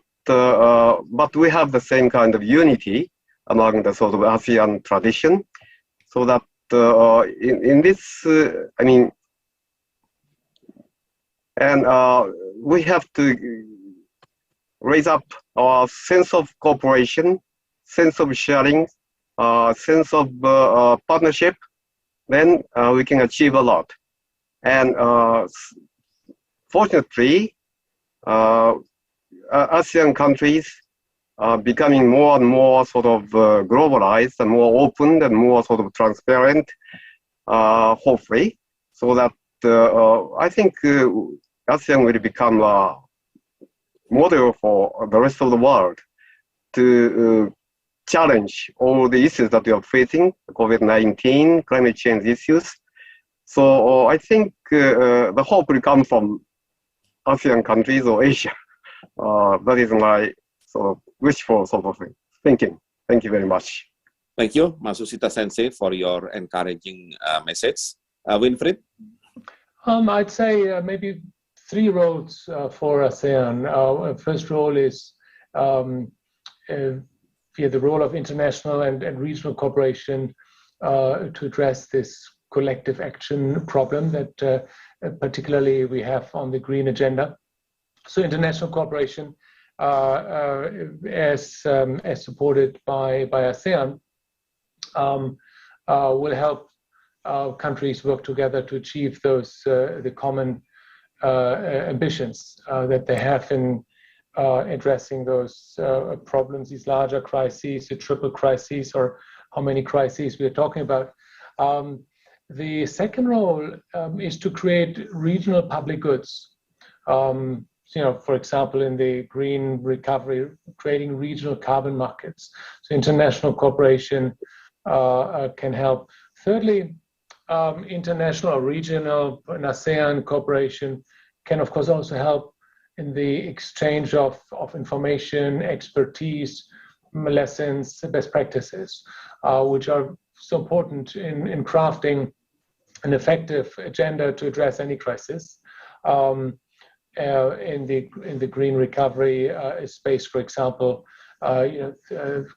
cooperation regional cooperation can help towards a more harmonized administrative and regulatory policies that are key part of any green agenda. So I would start with those core functions of regional cooperation, and go then through each crisis, if you wish, and see how the international cooperation, regional cooperation, can be best used to advance the agenda. Okay, thank you, Winfried. And last but not least, Michelle, maybe from, of course, if there is any research result from ICS. Yeah. I think this is a very heavy question and very complicated. So I mentioned earlier that in 2020, the ASEAN governments really cooperated quite well after an initial shaky start. But then we had the February 2021 Myanmar coup that has, for a year already, really exposed ASEAN's differences and divisions. And this is quite disheartening for observers like myself, because obviously we hope that ASEAN will be a stronger institution and will be able to withstand these trials and tribulations. So the 3 steps forward, I think for me, ASEAN's very hung up on this idea of ASEAN centrality, whatever ASEAN centrality might mean, either to ASEAN itself or to ASEAN's partners. But the fact that is that, ASEAN wants to be in the middle of all of the regional architecture, security architecture particularly. And there are now many, many challenges that are fast evolving. We see the rise of groupings such as the Quad, AUKUS, and these sorts of groupings sort of threaten the ASEAN position. But I think if ASEAN continues to keep its doors open and continue to engage with its partners, there's no need to feel this threat. ASEAN can still continue to engage in the narrative and drive the discourse. ASEAN has sort of an advantage in the sense that it has already grown many ASEAN-led mechanisms such as the EAS, the ARF, and so on and so forth. They can build upon this web of architecture to maintain its own centrality, whatever that means, and to grow multilateralism. The second one, I have to be very honest, is that ASEAN is now in this process of reviewing the implementation of its charter. Instead of doing that, please review the charter. The charter has served you, it's coming to about 15 years. Is there anything in the charter that we can improve on to ensure that ASEAN remains fit for purpose and ASEAN continues to run its engine? And this relates to the third point, which is in a survey that is conducted by ICIS every year, one of the criticisms that often come out about ASEAN is it is slow to respond to challenges and crises. And the question we have to ask, why is it slow?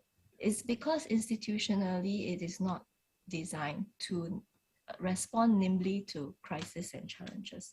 So therefore, in the review of the charter, could ASEAN perhaps also find ways to strengthen itself institutionally, remove the layers of bureaucracy so that a response can immediately be on the table? I have to qualify though, some sectors are more enlightened than other sectors. For instance, the ASEAN finance ministers, understanding that the climate crisis is already upon us, actually did come together last year to craft the ASEAN taxonomy for sustainable finance. So they already have it on their minds together with the central bankers, the regulators, to come together and craft a unified language for ASEAN to employ in transiting our economies to a low carbon one. But some other sectors are not as enlightened and do not have those close working relationships. So some of this is uneven. Within ASEAN, it's uneven. So we have to find a way to even it out so that ASEAN can be strengthened institutionally and contribute constructively to this discussion that we're having about multilateralism in the world today. Yeah, thank you. Okay, thank you, Ms. Seh. I think we already come at the end of this session. I don't want to make a conclusion, but at least in general, we all agree that dealing with the triple crisis, we need to make sure the recovery process will be accompanied by sustainability and also ensuring the goal of SDG 2030 will be achieved, although we had some difficulties, interruption during the pandemic period itself. And of course, at the end, Indonesia, as the current G20 president, as well as ASEAN, can play a role, not only sharing experience, but also coming up with some good initiative that will make sure that our recovery will be a sustainable recovery. So again, I would like to thank all the panelists, Professor Kazuo Matsushita, Mr. Winfried Wicklin, as well as Ms. Sharon Xia for their contribution. And also good to hear also from Pak Mahendra at the beginning and Ibu Armida as a keynote speaker. So we can conclude this session. Thank you very much and very good afternoon, everybody.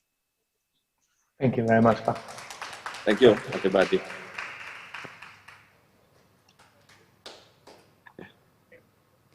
Thank you, Professor Bambang Brojonegoro and the honorable speakers for the session.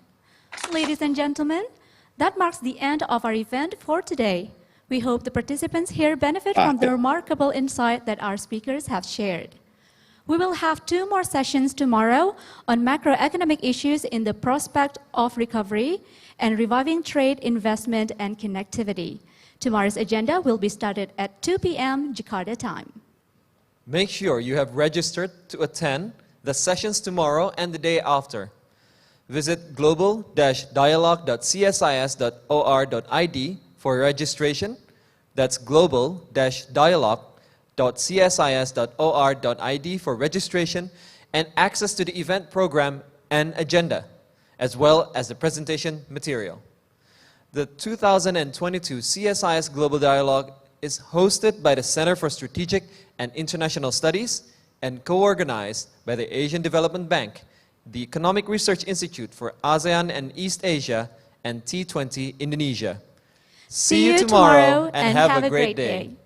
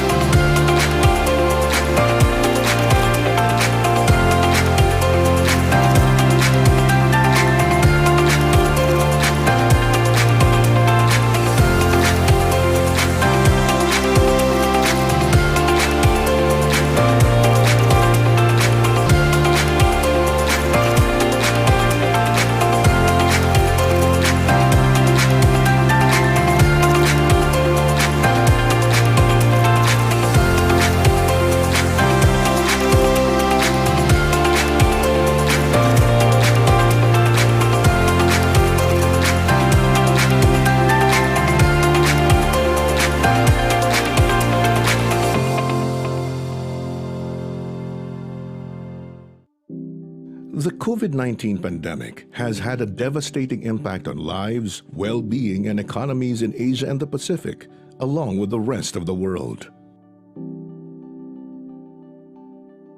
Since the beginning of the pandemic at the start of 2020, ADB has committed more than $17.5 billion to help its developing member countries address the impacts of COVID-19 and address vaccination needs, and has mobilized a further $12.5 billion in co-financing from partners. From the earliest stages, ADB offered technical assistance to address Asia and the Pacific's most pressing needs, including medical equipment and supplies, improving laboratories, and training frontline workers.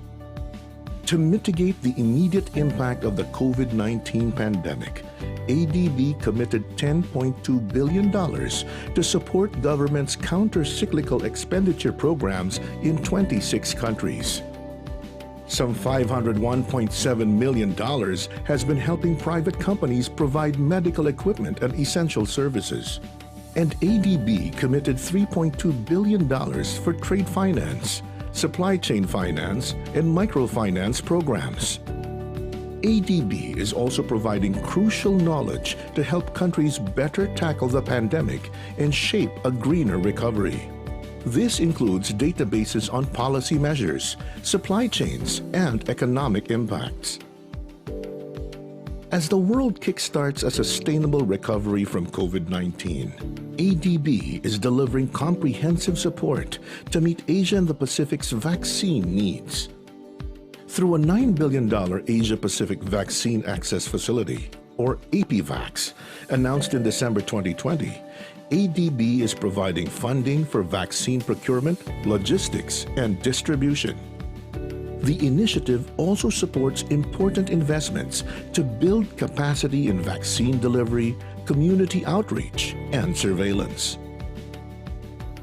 Throughout its COVID-19 response operations, ADB is working closely with partners, including other international financial institutions, bilateral institutions, and the UN system.